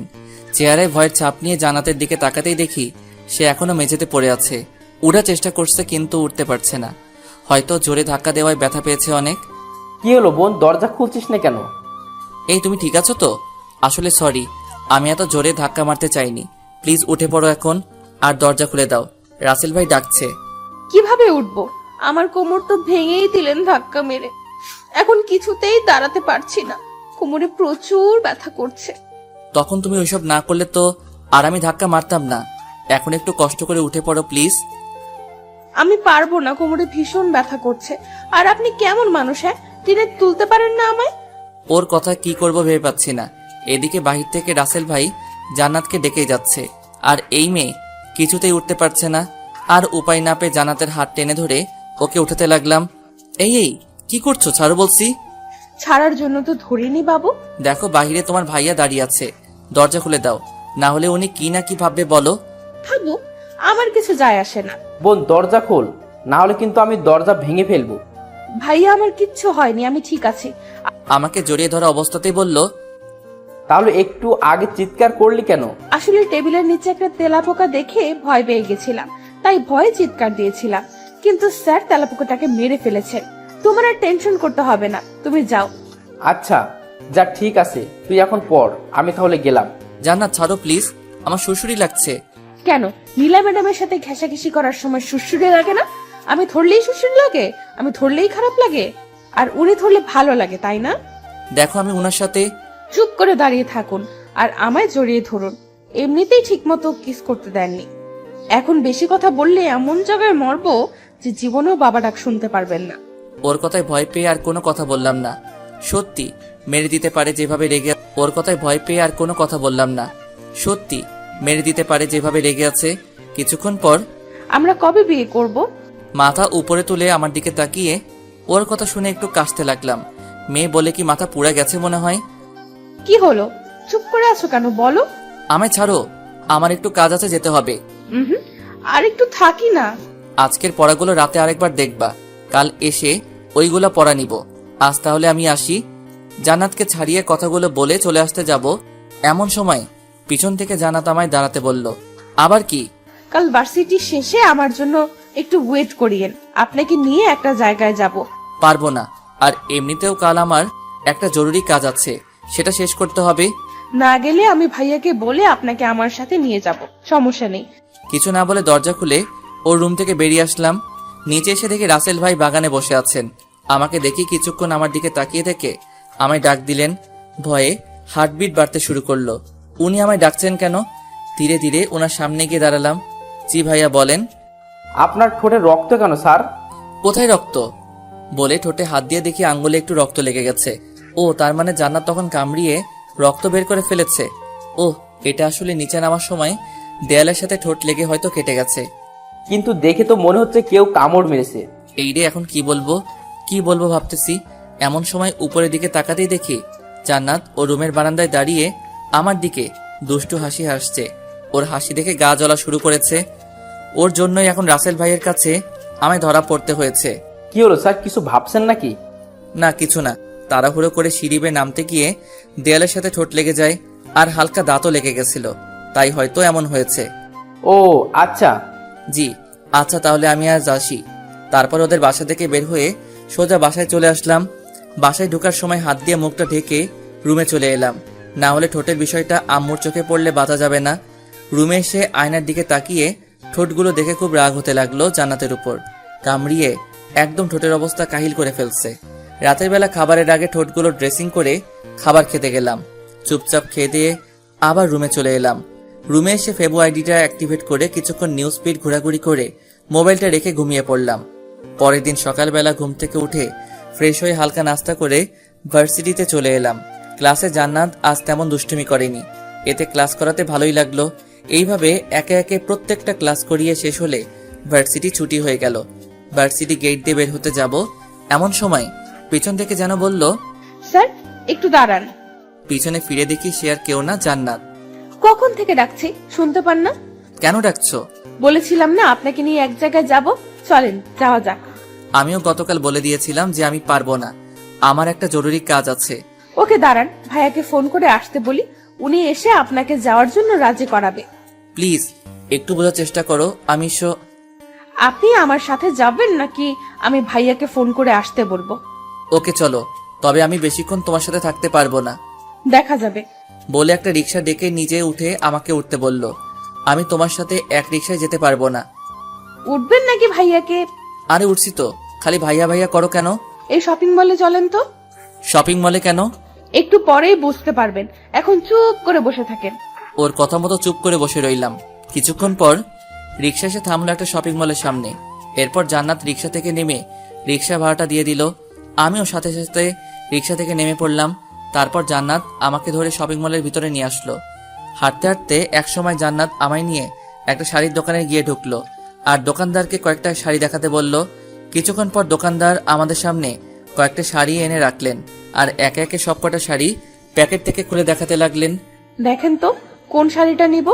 তোমার যেটা ভালো লাগে সেটা নাও। আমায় জিজ্ঞেস করছো কেন? উফ, আপনিও না, আপনার পছন্দ করা শাড়ি ছাড়া আমি কি কোনোদিনও অন্য কোনো শাড়ি পরেছি? তো আমি তো অবাক। মেয়ে বলে কি আমার পছন্দ করা শাড়ি না ছাড়া নাকি সে কোনোদিন শাড়ি পরেনি, কিন্তু এই মেয়েকে তো এইসব ছোট ছোট ড্রেস না ছাড়া আমি কোনোদিন দেখেছি বলে মনে হয় না। স্যার, ম্যাডাম যখন বলেছেন তাহলে একটা শাড়ি পছন্দ করে দিন না। তাছাড়া আপনারই তো ওয়াইফ, বাইরের কেউ নাকি যে পছন্দ করে দেওয়া যাবে না? দোকানদার আমাকে উদ্দেশ্য করে বলল কথাগুলো। লোকটার কথা শুনে কি বলবো কিছুই বুঝতে পারছি না। জান্নাতের দিকে তাকিয়ে দেখি ও আমার দিকে তাকিয়ে মুচকি মুচকি হাসি হাসছে। এই মেয়ে তো দেখি আচ্ছা বদমাইশ। লোকটা আমাকে ওর স্বামী বানিয়ে ফেললো আর সে কিছুই বলছে না, উল্টা হাসছে। কি হলো, এত কি ভাবছেন? একটা শাড়ি পছন্দ করে দিন না। আর কোনো উপায় না পেয়ে ওকে একটা নীল কালারের শাড়ি দেখিয়ে বললাম, এটা নাও, তোমায় অনেক মানাবে। ওকে, তাহলে এই শাড়িটা প্যাক করে দেন। দোকানদার শাড়িটা প্যাক করে দিলে শাড়ির দাম দিয়ে জান্নাত আমায় নিয়ে বাইরে চলে আসলো। চলেন কোনো রেস্টুরেন্টে গিয়ে দুজন লাঞ্চ করে নিই। না, আমি বাসায় চলে যাব, তুমি গিয়ে লাঞ্চ করে নাও। আমি একা কি করে যাই? আপনাকেও আমার সাথে গিয়ে লাঞ্চ করতে হবে, চলেন। বলেই আমায় এক প্রকার জোর করে পাশের একটা রেস্টুরেন্টে নিয়ে আসলো। তারপর ওয়েটারকে ডেকে দুজনের জন্য কিছু খাবার অর্ডার দিল। কিছুক্ষণ পর ওয়েটার এসে দুজনকে খাবার দিয়ে গেল আর দুজন যার যার মতো খেতে লাগলাম। খাওয়া দাওয়া শেষ করে বিল মিটিয়ে দুজন বাহিরে চলে আসলাম। সব কাজ তো শেষ, এখন কি আমি বাসায় যেতে পারি? যেতে পারেন, তবে আজ একটু তাড়াতাড়ি পড়াতে আসবেন, ওকে? ওর কথার কোনো উত্তর না দিয়ে একটা রিক্সা নিয়ে সোজা বাসায় চলে আসলাম। বাসায় আসতে আম্মু এসে জিজ্ঞেস করলেন, আজ আসতে তো দেরি হলো কেন? আসলে একটু কাজ ছিল।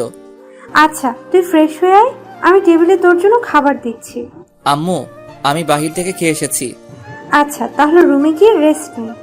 আচ্ছা বলে সোজা রুমে চলে এলাম। রুমে এসে ফ্রেশ হয়ে বিছানায় শুয়ে শুয়ে কিছুক্ষণ ফেসবুকিং করতে লাগলাম।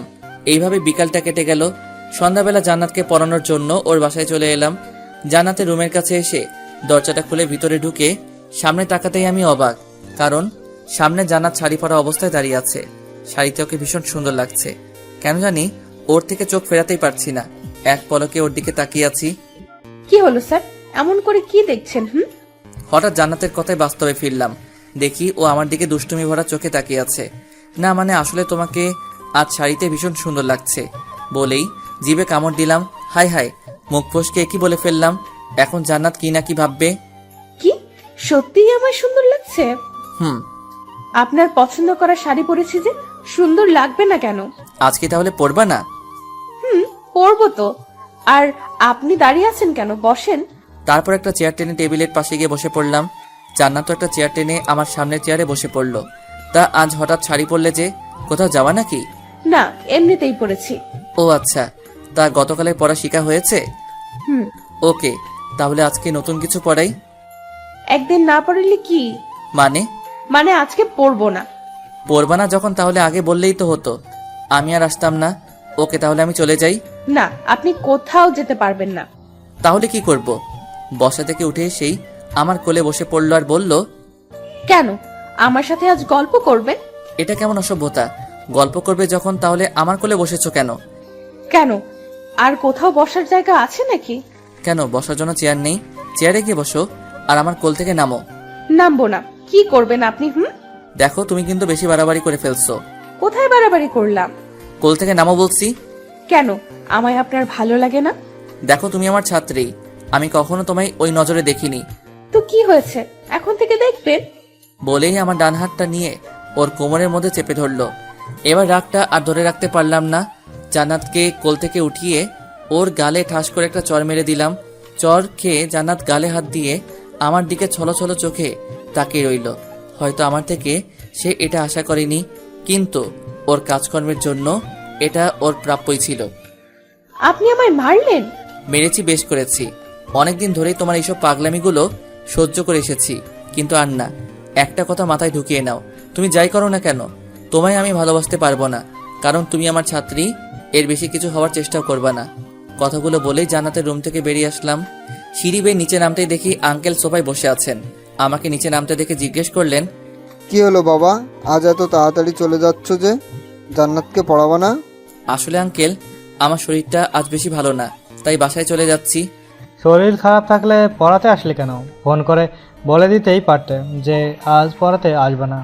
না মানে এদিক দিয়ে যাচ্ছিলাম, তাই ভাবলাম আর ফোন করার কি দরকার, বাসায় এসেই বলে যাই।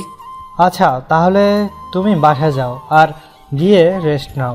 আচ্ছা, তাহলে আমি আজ আসি। তারপর জান্নাতের বাসা থেকে বের হয়ে সোজা আমাদের বাসায় চলে আসলাম। রুমে এসে বিছানায় বসে ভাবছি, জান্নাতকে চর মেরে কি ঠিক করলাম? যদি ও আমার নামে ওর ভাইয়ের কাছে বিচার দিয়ে বসে, তাহলে আমার কি হবে?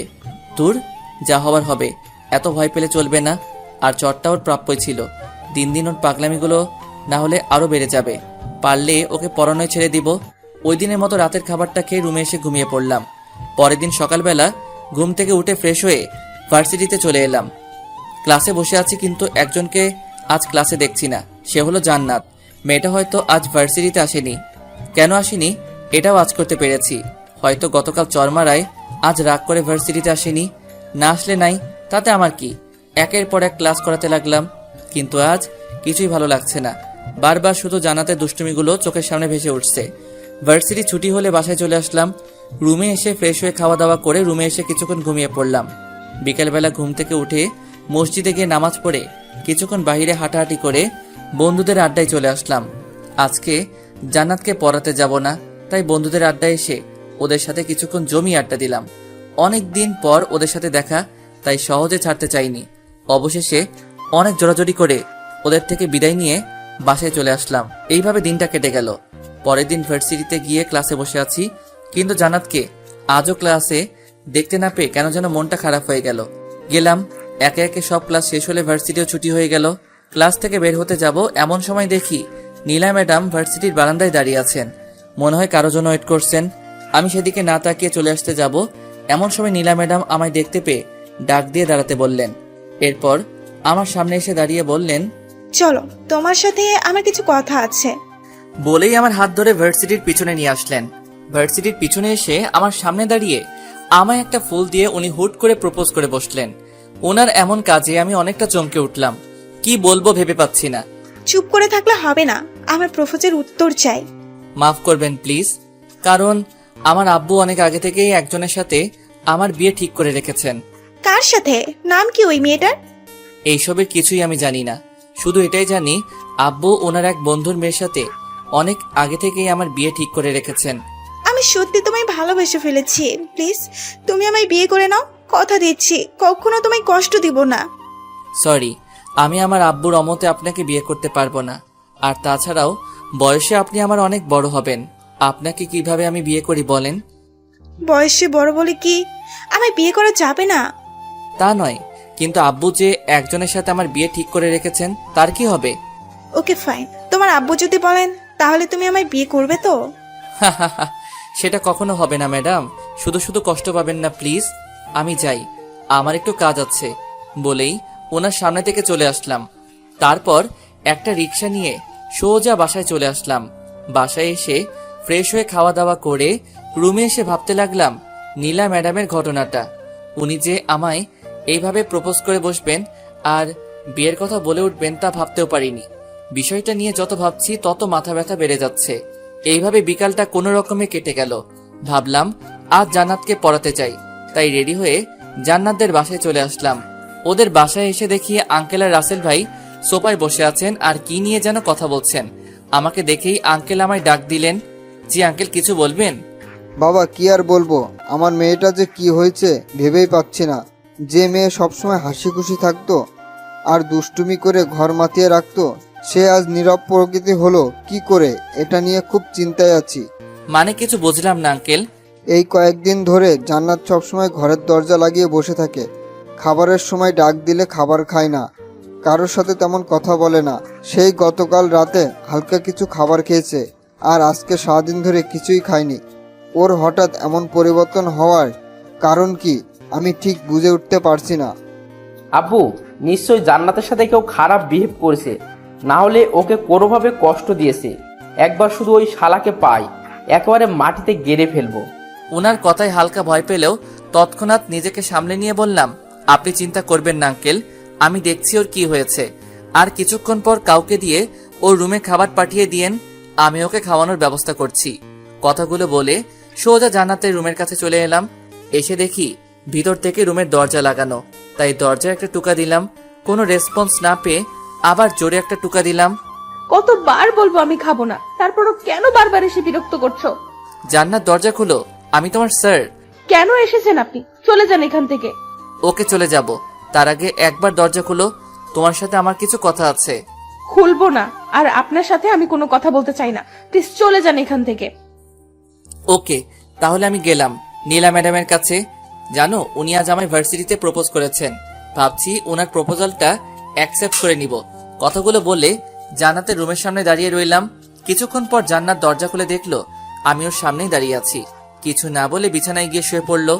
আমিও ভিতরে ঢুকে ওর বিছানার পাশে একটা চেয়ার টেনে বসে পড়লাম। সরি, আসলে ওই দিন তোমায় ইচ্ছা করে চড় মারতে চাইনি, রাগের মাথায় চড়টা মেরে ফেলেছিলাম। এখনো রেগে আছো আমার উপর? আচ্ছা, এই দেখো আমি কান ধরলাম, আর কখনো তোমায় মারবো না, প্রমিস। আরে বাবা, সরি বললাম তো। আর তুমি নাকি সকাল থেকে কিছুই খাও নাই, এটা কি সত্যি? কেন খাও নাই? আমার ইচ্ছা, আমি খাবো না, তাতে আপনার কি? ঠিকই তো, তুমি না খেলে আমার কি। ওকে, তাহলে আমি আর থেকে কি করব, চলে যাই নাকি? শোয়া থেকে উঠে আমার দিকে তাকালো আর বলল, আমায় কষ্ট দিতে আপনার ভালো লাগে তাই না? ওর চেহারা দেখে যেন ওকে চিনতেই পারছি না।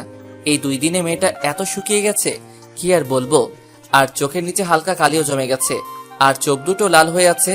মনে হয় এই 2টা দিন শুধু এক নাগাড়ে কেঁদেই পার করেছে। এ কি, তোমার চেহারার এই অবস্থা কেন? 2 দিনে কতটা শুকিয়ে গেছো, আর ঠিক মতো খাওয়া দাওয়া করো না কেন? হ্যাঁ, কিছু বলতে যাবে এমন সময় একটা মহিলা এসে টেবিলে খাবার রেখে গেল, আর যাওয়ার সময় বলে গেল, মামনি খাবারটা খেয়ে নিও। যাও, এখন হাত মুখ ধুয়ে এসে খাবার খেয়ে নাও। খাবো না। দেখো, পাগলামি করো না প্লিজ, খেয়ে নাও। বললাম তো খাবো না। বুঝেছি, এখন আমায় কি করতে হবে।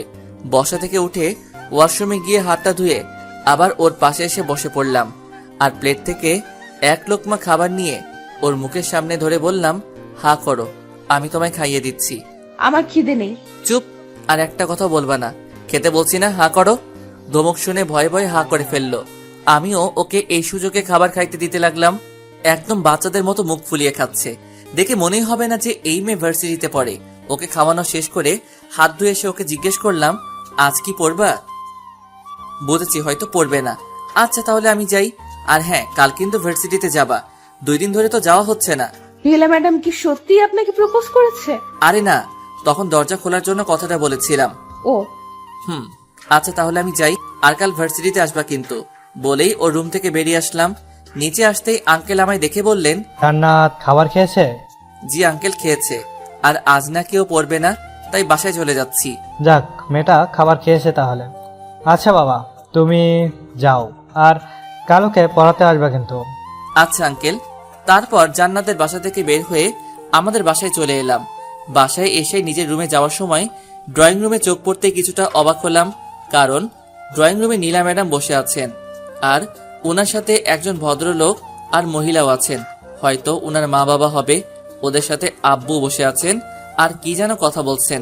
আমি ড্রয়িং রুমে ঢুকতেই নীলা ম্যাডাম আর ওনার সাথে আসা মহিলা আর লোকটা উঠে চলে যেতে লাগলেন। যাওয়ার সময় নীলা ম্যাডাম আমার দিকে তাকিয়ে মন মরা একটা হাসি দিয়ে চলে গেলেন।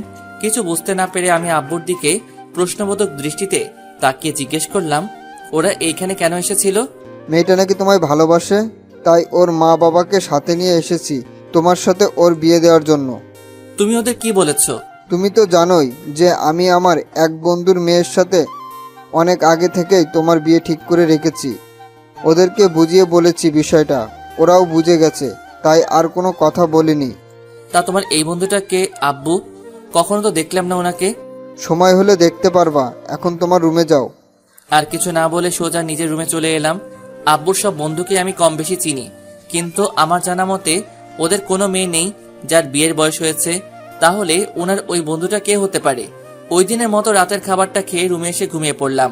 পরের দিন সকালবেলা ঘুম থেকে উঠে ভার্সিটিতে চলে এলাম।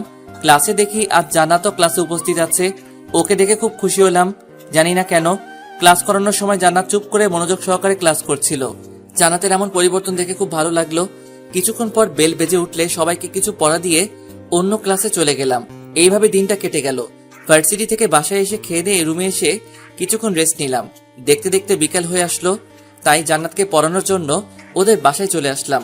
জান্নাতের রুমে এসে দেখি ও একটা বই নিয়ে টেবিলে বসে বসে পড়ছে। যাকে কোনোদিন ঠিকমতো পড়তে দেখলাম না, সেই আজ এত মনোযোগ দিয়ে পড়ছে। অবাক না হয়ে আর পারা গেল না। তারপর ওর কাছে গিয়ে জিজ্ঞেস করলাম, কি করছো? ক্লাসের পড়াটা ঠিক বুঝতে পারছি না, সেটাই দেখছি। কই কোনটা বুঝো নাই, দেখাও তো। এই যে এইটা। তারপর ওকে ওই পড়াটা বুঝিয়ে দিলাম, কিন্তু আশ্চর্যের ব্যাপার, ওকে বোঝাতে আজ এত কষ্ট লাগে কি কারণ ও একেবারে বুঝে ফেলেছে। ওর এমন পরিবর্তনে আমি অবাকের উপর অবাক হচ্ছি। ওই দিনের মতো জান্নাতকে পড়িয়ে বাসায় চলে আসলাম। এইভাবে কাটতে লাগলো আমাদের দিনকাল। দেখতে দেখতে কেটে গেল কয়েকটা মাস। এই কয়েক মাসে জান্নাত একেবারে বদলে গেছে। আগের মতো আর আমার সাথে দুষ্টুমি করে না, কোনো কিছু বললে ওর ভাইয়ের নামে ভয় দেখায় না, সবসময় পড়াশোনা নিয়ে পড়ে থাকে। ক্লাসেও এখন মনোযোগ দিয়ে ক্লাস করে। জান্নাতের এমন পরিবর্তনে আমি অনেকটা খুশি হয়েছি, কিন্তু ওর দুষ্টুমিগুলো এখন খুব মিস করছি। হয়তো আমিও এই কয় মাসে ওর মায়ায় পড়ে গেছি। আর হ্যাঁ, আরেকটা কথা, এর মধ্যে জান্নাতের প্রথম বর্ষের পরীক্ষাও হয়ে গেছে, আর জান্নাত ক্লাসের মধ্যে প্রথম স্থান অর্জন করেছে। নীলা ম্যাডামও এখন আমার সাথে তেমন কথা বলেন না, দেখা হলে মাঝে মধ্যে শুধু ভালো মন্দ জিজ্ঞেস করেন, এই আর কি। সবকিছুর মধ্যে দিয়ে ভালোই চলছিল দিনকাল। তারপর হঠাৎ একদিন রাতের বেলা টেবিলে বসে সবাই মিলে খাবার খাচ্ছি, এমন সময় আব্বু বললেন, তোমাকে তো আগে থেকেই বলে রাখা হয়েছে যে আমার বন্ধুর মেয়ের সাথে তোমার বিয়ে ঠিক করে রেখেছি আমি। এখন আমি চাচ্ছি তোমার বিয়ে দিয়ে বাড়িতে নতুন বৌমা আনতে। এত তাড়াতাড়ি বিয়েটা না দিলে হয় না? আর তাছাড়া তোমার মা সারাদিন একা একা বাড়িতে কত কাজ করে, একজন মানুষের দ্বারাই একা এত কাজ কিভাবে সম্ভব ভেবে দেখছো কোনোদিন? আর তাছাড়া আজ তুমি ভার্সিটিতে থাকাকালীন আমি বাসায় এসে দেখি তোমার আম্মুর শরীরটা বেশি ভালো না। শেষে ডাক্তার আনিয়ে জানতে পারলাম তোমার আম্মু প্রেশার লো হয়ে পড়েছিল। ডাক্তার কিছু ওষুধ লিখে দিয়েছে আর বলে গেছে বেশি কাজ না করতে। এখন এই পরিস্থিতিতে কি করা যায় তুমিই বলো? তাহলে একটা কাজের মেয়ে রেখে দিলেই তো হয়, সারাদিন আম্মুর সাথে কাজ করবে। আর কাজের মেয়ে রাখা গেলে অনেক আগেই রেখে দিতাম, কিন্তু বাইরের মানুষ কি কখনো এই বাড়িকে নিজের মতো করে দেখবে? তাই আমি চাচ্ছি তোমার বিয়ে দিয়ে বাড়িতে নতুন বৌমা আনতে, তাহলে তোমার আম্মুর কাজের কষ্টটা একটু কম হবে। কিন্তু কোনো কিন্তু টিন্তু শুনতে চাচ্ছি না। আমি যার সাথে তোমার বিয়ে ঠিক করে রেখেছি তাকেই তোমার বিয়ে করতে হবে। অন্য কাউকে বিয়ে করার কথা বললে আমরা তাকে মেনে নিব না। কিন্তু যার সাথে আমার বিয়ে হবে সে কে? তাকে তো কখনো দেখিনি, এমনকি চিনিও না। একজনের ব্যাপারে না জেনে শুনে তাকে বিয়ে করে ফেলবো? মেয়ে অনেক ভালো আর ভদ্র, আমার তাকে দেখা আছে, তোমাকে আর আলাদা করে দেখতে হবে না। তারপরও যদি... তুমি কিন্তু আমার মুখের উপর কথা বলা শুরু করে দিয়েছো। সরি। আর মেয়েটা ছোট থেকেই মা হারা, তাই আমরা চাচ্ছি তোমার সাথে ওকে বিয়ে দিয়ে একেবারে আমাদের কাছে রেখে দিই। ওকে, তোমার যেটা ভালো মনে হয়। এখন খাও, আর কিছুদিনের মধ্যেই তোমাদের বিয়ের কাজ শেষ করে ফেলবো। আর কিছু না বলে খাওয়া শেষ করে নিজের রুমে চলে আসলাম। সত্যি বলতে এই কয়দিনে জান্নাতের প্রতি আমিও একটু দুর্বল হয়ে পড়েছি, তাই বিয়ের কথা বলাই তখন আব্বুর কথায় রাজি হতে পারিনি। কিন্তু জান্নাত তো আমার ছাত্রী, ওর সাথে আমার কিভাবে? না, এইসব আর ভেবে লাভ নেই, যা হবার হবে। পরের দিন সকালবেলা ঘুম থেকে উঠে ফ্রেশ হয়ে নাস্তা করে নিলাম, তারপর রেডি হয়ে ভার্সিটিতে চলে এলাম। জান্নাতকে আজ ভীষণ খুশি খুশি লাগছে, জানি না কেন। এমনকি মেয়েটা ক্লাসেও সারাক্ষণ খুশি খুশি ভাব নিয়েছিল। আবার পরিবর্তন ঘটলো নাকি ওর? ভার্সিটি শেষে ওই দিনের মতো বাসায় চলে আসলাম। বাসায় এসে ফ্রেশ হয়ে খাওয়া দাওয়া করে রুমে এসে কিছুক্ষণ ঘুমিয়ে পড়লাম। সন্ধ্যাবেলা ঘুম থেকে উঠে হাত মুখ ধুয়ে জান্নাতকে পড়ানোর জন্য ওর বাসায় চলে এলাম। জান্নাতের রুমে এসে দেখি জান্নাত কি যেন ভাবছে আর একা একা হাসছে। মেয়েটা পাগল হলো না তো? ধ্যান ভেঙে সামনে তাকিয়ে আমায় দেখতে পেয়ে বসা থেকে উঠে দাঁড়ালো। দাঁড়িয়েছেন কেন, বসেন। কিছু না বলে একটা চেয়ার টেনে বসে পড়লাম। জান্নাত একটা চেয়ার টেনে আমার সামনাসামনি বসে পড়লো। আচ্ছা জান্নাত, একটা কথা বলি। জি বলেন। আজ তোমায় এত খুশি খুশি লাগছে কেন? আজ কি কোনো বিশেষ দিন যার জন্য তুমি এত খুশি? আজ আমি অনেক খুশি, তবে আজ কোনো বিশেষ দিন নয়। খুব শীঘ্রই সেই বিশেষ দিনটা আসতে চলেছে। সেই বিশেষ দিনটা কি জানতে পারি? না, এখন বলা যাবে না। ওকে থাক, বলতে হবে না। এখন বই বের করো। তারপর জান্নাতকে কিছুক্ষণ পড়িয়ে ছুটি দিয়ে দিলাম। জান্নাতের বাসা থেকে বের হয়ে আসতে যাব, এমন সময় ড্রয়িং রুম থেকে আঙ্কেল আমায় ডাক দিলেন। আমিও চুপচাপ ওনার সামনে গিয়ে দাঁড়ালাম। জি আঙ্কেল, কিছু বলবেন? এই নাও তোমার এই মাসের টাকা, কাল থেকে তুমি আর জান্নাতকে পড়াতে আসবে না। আমি কি ঠিক মতো পড়াতে পারি না আঙ্কেল, যার জন্য আপনি আমায় বিদায় করে দিচ্ছেন? আরে সেরকম কিছুই না, আসলে জান্নাতের বিয়ে ঠিক হয়ে গেছে, তাই তোমাকে তোমার বেতনটা দিয়ে দিলাম। বিয়ের পর তো আর তাকে অন্য মানুষের কাছে প্রাইভেট পড়ানো যাবে না। আঙ্কেলের মুখ থেকে জান্নাতের বিয়ের কথা শুনে আমি যেন আকাশ থেকে পড়লাম। আবার খুব কষ্ট হচ্ছে জান্নাতের বিয়ের কথা শুনে। হয়তো জান্নাতকে চিরতরে হারিয়ে ফেলবো। তাই বিয়েটা কবে হচ্ছে আঙ্কেল? সপ্তাহের মধ্যেই বিয়ের তারিখ নির্ধারিত করা হবে। বিয়ের কার্ড এখনো ছাপানো হয়নি, তবে ছাপিয়ে তোমার বাসায় অবশ্যই বিয়ের কার্ড পাঠানো হবে। তোমাকে কিন্তু বিয়েতে অবশ্যই আসতে হবে। জি আঙ্কেল, অবশ্যই আসবো। আজ তাহলে আমি আসি, ভালো থাকবেন। আসসালামু আলাইকুম। কথাগুলো বলেই জান্নাতের বাসা থেকে বেরিয়ে আসলাম। রাস্তা দিয়ে হাঁটছি আর জান্নাতের দুষ্টুমিগুলোর স্মৃতি মনে করছি। হয়তো আর কোনোদিন জান্নাতের সাথে দেখা হবে না, এমনকি ওর দুষ্টুমিগুলোও আর দেখতে পাবো না। খুব মিস করব জান্নাতকে আর ওর দুষ্টুমি মাখা দিনগুলোকে। ভাবতে ভাবতে চোখের কোণায় কখন যে পানির ফোঁটা চলে এসেছে খেয়ালই নেই। ওই দিন রাস্তায় রাস্তায় ঘুরে বেড়াতে লাগলাম। বাসায় এলাম একদম শেষ রাত্রে। এসেই আম্মুর বকা শুনতে হলো, কিন্তু সেই দিকে আমার কোনো ধ্যান নেই। শুধু জান্নাতকে নিয়ে ভেবে চলেছি আমি। ওই দিন রাতের খাবার না খেয়ে ঘুমিয়ে পড়লাম। আম্মু অনেকবার জিজ্ঞেস করেছিল কি হয়েছে আমার। আমিও বলে দিয়েছি শরীরটা বেশি ভালো না, তাই খাবো না। এইভাবে কেটে গেল আরো কিছুদিন। জান্নাত এখন সবসময় হাসি খুশি থাকে। একবার ভেবেছিলাম ওকে নিজের মনের কথাটা বলে দিব, কিন্তু তার হাসি খুশি চেহারাটা দেখে তাকে আর কষ্ট দিতে মন চায়নি। ওই দিন রাতে খাবার শেষে আব্বু আমায় ডেকে বললেন 2 সপ্তাহ পর নাকি আমার বিয়ে। আম্মুর কথা ভেবে আর আব্বুর মুখের উপর কিছু বলতে না পেরে আমিও বাধ্য হয়ে বিয়েতে রাজি হয়ে গেলাম। 1 সপ্তাহ পর ভার্সিটি শেষে বাসায় ফিরছিলাম। এমন সময় একটা পার্কের ভিতর চোখ পড়তেই চোখ আটকে গেল। দেখলাম জান্নাত একটা ছেলের হাত ধরে পার্কে ঘুরে বেড়াচ্ছে। হঠাৎ জান্নাতের চোখ পড়ল আমার দিকে, ছেলেটাকে নিয়ে আমার দিকে আসছে। আমি এই দৃশ্য দেখে আর ওইখানে দাঁড়ালাম না, চলে আসতে যাব। এমন সময় পিছন থেকে কে যেন বলল, স্যার একটু দাঁড়ান। দাঁড়িয়ে গেলাম আর পিছনে ফিরে দেখি সে আর কেউ না, জান্নাত। জান্নাত আমার কাছে এসে বলতে লাগলো, কি হলো স্যার, আমায় দেখে পালাচ্ছিলেন কেন? কই তোমায় দেখে পালাচ্ছি? আর তুমি যে এইখানে আমি দেখিনি। একদম মিথ্যা বলবেন না, আমি দেখেছি আপনি অনেকক্ষণ ধরে এখানে দাঁড়িয়ে থেকে আমায় দেখছিলেন। না, আসলে তুমি ভুল দেখেছো। আমি তো এইমাত্র এদিক দিয়ে যাচ্ছিলাম, এমন সময় তুমি আমায় ডাক দিয়ে দাঁড়াতে বললে। হতেও পারে। তা এদিক দিয়ে কোথায় যাচ্ছেন? এই তো বাসায় যাচ্ছি। তা তুমি এখানে কি করছো? আর তোমার সাথে এই ছেলেটা কে? অনেকদিন ধরে কোথাও ঘোরা হচ্ছে না, তাই একটু ঘুরতে আসলাম আর কি। আর ওর সাথে আপনার পরিচয় করিয়ে দেই, এ হচ্ছে আমার হবু বর। আর সানি, এ হচ্ছে আমার প্রাইভেট টিচার। আগে উনিই আমায় প্রাইভেট পড়াতেন। ও, অনেক মানিয়েছে তোমরা দুজনকে।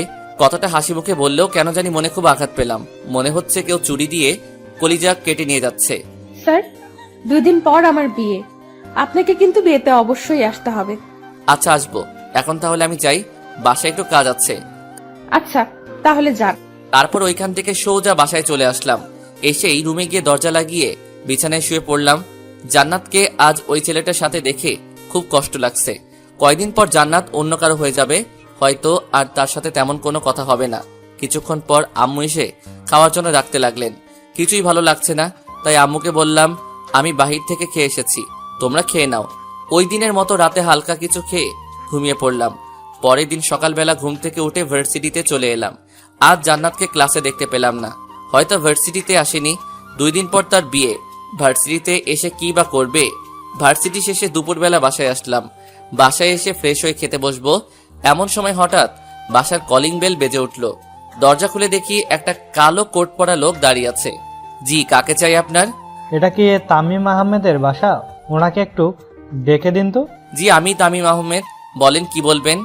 এই নিন স্যার, আপনার জন্য বিয়ের কার্ড পাঠিয়েছে। বিয়ের কার্ড? কার বিয়ে? আর আপনি বা কে? আমি আমজাদ সাহেবের লোক, আর এটা ওনার মেয়ে মানে জান্নাত ম্যাডামের বিয়ের কার্ড। আগামীকাল জান্নাত ম্যাডামের বিয়ে, আপনাকে স্যার আসতে বলেছেন। আচ্ছা, এখন তাহলে আমি আসি। জান্নাতের বিয়ের কার্ড? কথাটা শুনে কিছুক্ষণ চুপ করে দাঁড়িয়ে রইলাম। তাহলে বিয়েটা একেবারে ফাইনাল? আবারও খুব কষ্ট পেলাম জান্নাতের বিয়ের কথা শুনে, কিন্তু এখন আর কিছু করার নেই। সময় থাকতে সময়ের মূল্য দিলে আজ এমন দিন আসতো না। কে এসেছে রে? ভিতর থেকে আম্মু বললেন। কার্ডটা নিয়ে আম্মুর হাতে দিয়ে বললাম, আমি যে একটা ছাত্রী পড়াতাম, আগামীকাল তার বিয়ে। ছাত্রীর বাবা উনার লোক পাঠিয়ে বিয়ের কার্ড দিয়ে গেলেন। ও, ভালোই তো। তাহলে তোর বিয়েতেও তুই তোর ছাত্রীকে আর ওর বাবাকে ইনভাইট করিস? কিছু না, রুমের দিকে হাঁটা ধরলাম। কি রে, কোথায় যাচ্ছিস? খাবি না? না, খিদে নেই। এটা কেমন কথা? একটু আগেই না এসে বললি তোর খিদে পেয়েছে, আবার এখন বলছিস খিদে নেই। কি হয়েছে তোর বলতো? কই, কি হবে? কিছুই হয়নি। তাহলে খাবি না কেন? এখন ভালো লাগছে না, একটু পরে খাবো বলেই রুমে চলে এলাম। রুমে এসে বিছানায় শুয়ে পড়লাম আর ভাবতে লাগলাম, জান্নাত তো আমায় ভালোবাসে, তাহলে ও কেন আমায় ছেড়ে অন্য কাউকে বিয়ে করছে? তাহলে কি ও আমার সাথে এতদিন মিথ্যে ভালোবাসার অভিনয় করেছে, নাকি ওই দিনের ঘটনার পর ওর মন থেকে আমায় মুছে ফেলার চেষ্টা করছে? এমনও হতে পারে আমার অবহেলা পেয়ে আমায় ভুলে যাওয়ার জন্য জান্নাত অন্য কাউকে বিয়ে করে নিচ্ছে। জান্নাতকে কি একবার আমার মনের কথাটা বলে দেখব? না না, 2 দিন পর ওর বিয়ে, আর এখন আমি ওকে এইসব বললে সারা জীবন জান্নাত আমায় ঘৃণার চোখে দেখবে। জান্নাতকে তো ওই ছেলেটার সাথে খুব হাসি খুশি দেখলাম, হয়তো জান্নাত ওই ছেলেটার সাথে খুব ভালো থাকবে। না, আমি আর ওদের মধ্যে গিয়ে বাধা হয়ে দাঁড়াতে চাই না। দোয়া করি জান্নাত ওই ছেলেটার সাথে সারা জীবন সুখী থাকুক। এইসব নানান বিষয় ভাবতে ভাবতে কখন যে চোখটা লেগে যায় খেয়ালই নেই। যখন ঘুম ভাঙলো তখন মোবাইলটা হাতে নিয়ে দেখি 6টা বেজে গেছে। তারপর উঠে হাত মুখ ধুয়ে বাইরে হাঁটতে বের হলাম মনকে ফ্রেশ করার জন্য। কিছুক্ষণ হাঁটাহাঁটি করার পর আবার বাসায় চলে আসলাম। রাতের খাবার খেয়ে রুমে এসে শুয়ে আছি, এমন সময় মোবাইলটা বেজে উঠল। হাতে নিয়ে দেখি আঙ্কেল কল দিয়েছেন। কিছু না ভেবেই কলটা রিসিভ করলাম। আসসালামু আলাইকুম আঙ্কেল, কেমন আছেন? ওয়ালাইকুম আসসালাম। হ্যাঁ, ভালো আছি। কেমন আছো? আলহামদুলিল্লাহ, আমিও ভালো। তা হঠাৎ ফোন করলেন যে, কোনো সমস্যা হয়েছে নাকি আঙ্কেল? না, কিছু হয়নি। কাল তো জান্নাতের বিয়ে, তোমাকে বিয়ের কার্ডও পাঠাইছি। তুমি বিয়েতে আসবে তো? আঙ্কেল, আসলে আমার কাল একটু কাজ আছে। আমি কোনো অজুহাত শোনার জন্য তোমায় ফোন করিনি। কাল তুমি ঠিক সময়ে বিয়েতে এসে উপস্থিত হবে, এটাই আমার শেষ কথা। এর উপরে আর কোনো কথা নেই। আচ্ছা আঙ্কেল, আমি আসবো। আচ্ছা, এখন তাহলে ফোন রাখলাম। বলেই কল কেটে দিলেন। আমি আর কিছু না ভেবে মোবাইলটা একপাশে রেখে ঘুমিয়ে পড়লাম। পরের দিন সকালবেলা ঘুম থেকে উঠে মার্কেটে গিয়ে জান্নাতের জন্য কিছু গিফট কিনে আবার বাসায় চলে আসলাম। আজ শুক্রবার, তাই ভার্সিটি অফ। তারপর রেডি হয়ে আম্মুকে বলে জান্নাতের বাড়িতে চলে আসলাম। আসলে আসার কোনো ইচ্ছা ছিল না, কিন্তু না আসলে আবার আঙ্কেল মন খারাপ করবে, তাই আসতে হলো। এসেই প্রথমে আঙ্কেলের সাথে দেখা করলাম।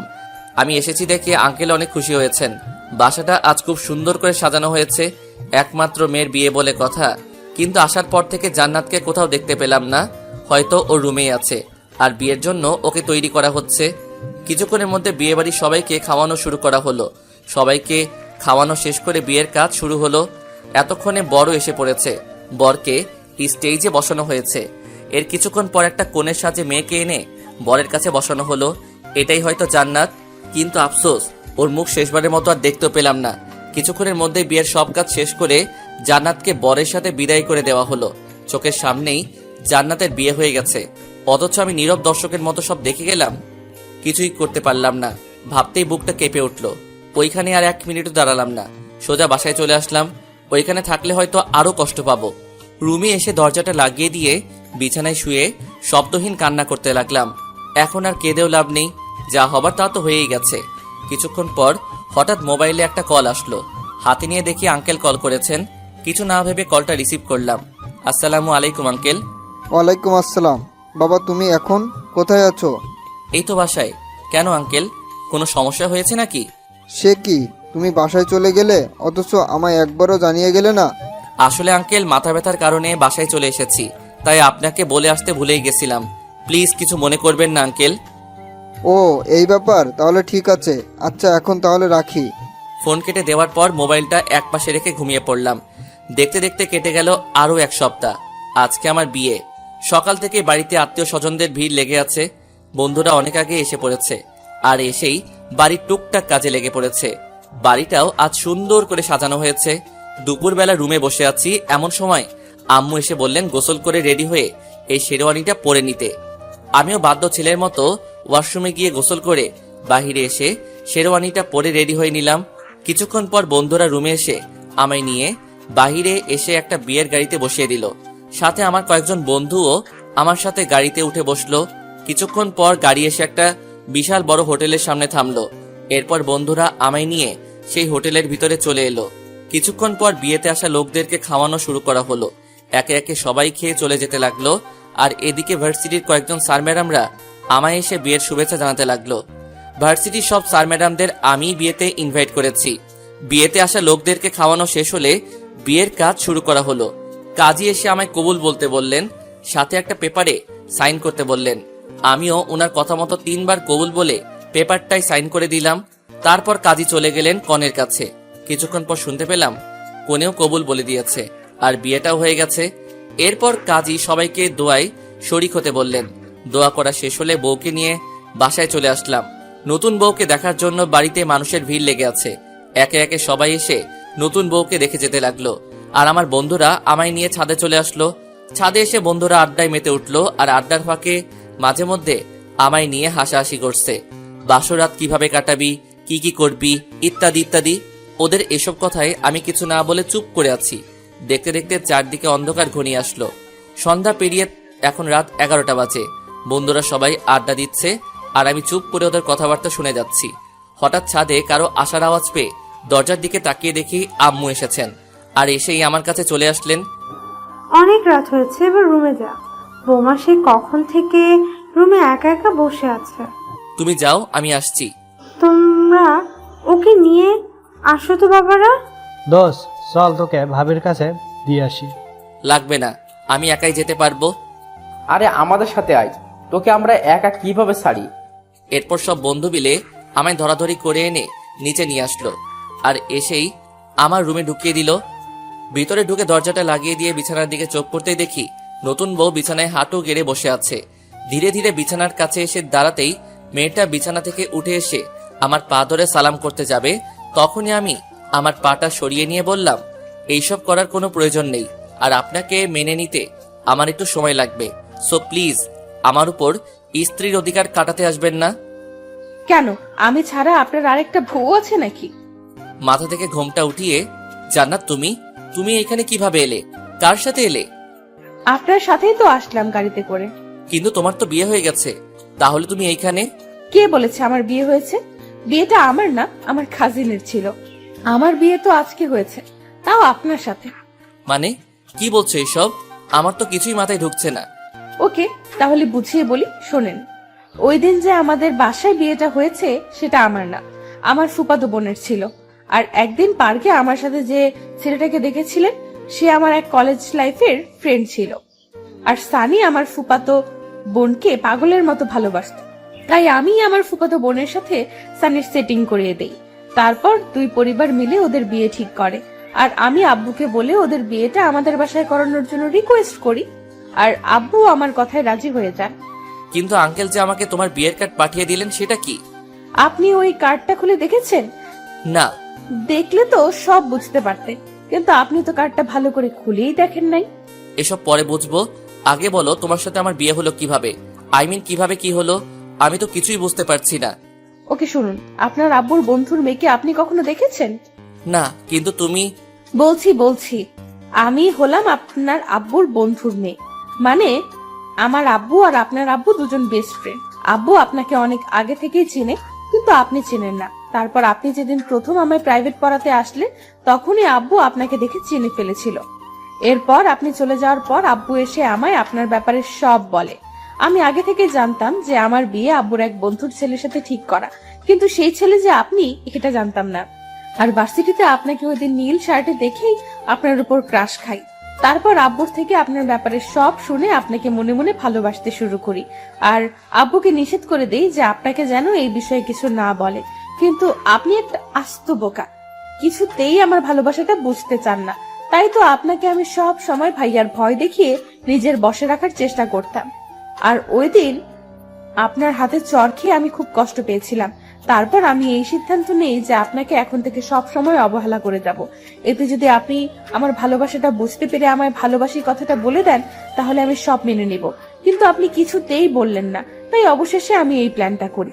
এতে আব্বু আমায় হেল্প করেছে। তার মানে তোমরা সবাই আমার নিয়ে এতদিন গেম খেললে? জানো তোমার বিয়ের কথা শুনে আমি কতটা কষ্ট পেয়েছিলাম? ও মা, কেন? কারণ এই কয়দিনে আমিও তোমায় ভালোবেসে ফেলেছি, কিন্তু তোমার বিয়ের কথা শুনে তোমাকে আর কিছু বলার সাহস পাইনি। যদি তুমি আমায় ভুল বোঝো তাই। নিজেই শুধু কষ্ট পেয়েছেন, আমি পাইনি মনে হয়। ওকে, তুমি বেশি কষ্ট পেয়েছো। এবার কি আমরা সবকিছু ভুলে নতুন করে জীবন শুরু করতে পারি না? ওকে, তবে আমার একটা শর্ত আছে, সেটা আপনাকে মানতে হবে। কি শর্ত? এখন থেকে আমায় অনেক ভালোবাসতে হবে, কখনো কষ্ট দিতে পারবেন না। আমার কানের কাছে ওর মুখ এনে এখন থেকে তোমায় অনেক ভালোবাসবো, কখনো কষ্ট দিব না, প্রমিস। তাহলে এখন শুরু করি। কি? ওই যে বাসরাতে মানুষ যা করে। কি করে? দাঁড়ান দেখাচ্ছি। তার আগে আপনার পাঠক পাঠিকাদের বিদায় করেন, না হলে কিন্তু আমি ভাইয়াকে ডাক দিব। থাক, আজকে আর ভাইয়াকে ডাক দিতে হবে না, আমি এদেরকে যেতে বলছি। ভাইয়া আর আপুরা অনেক তো শুনলেন আমাদের কথাবার্তা, এখন কি আমাদের শান্তিতে বাসরটাও করতে দিবেন না? গল্প এখানেই শেষ, এখন আপনারা যেতে পারেন।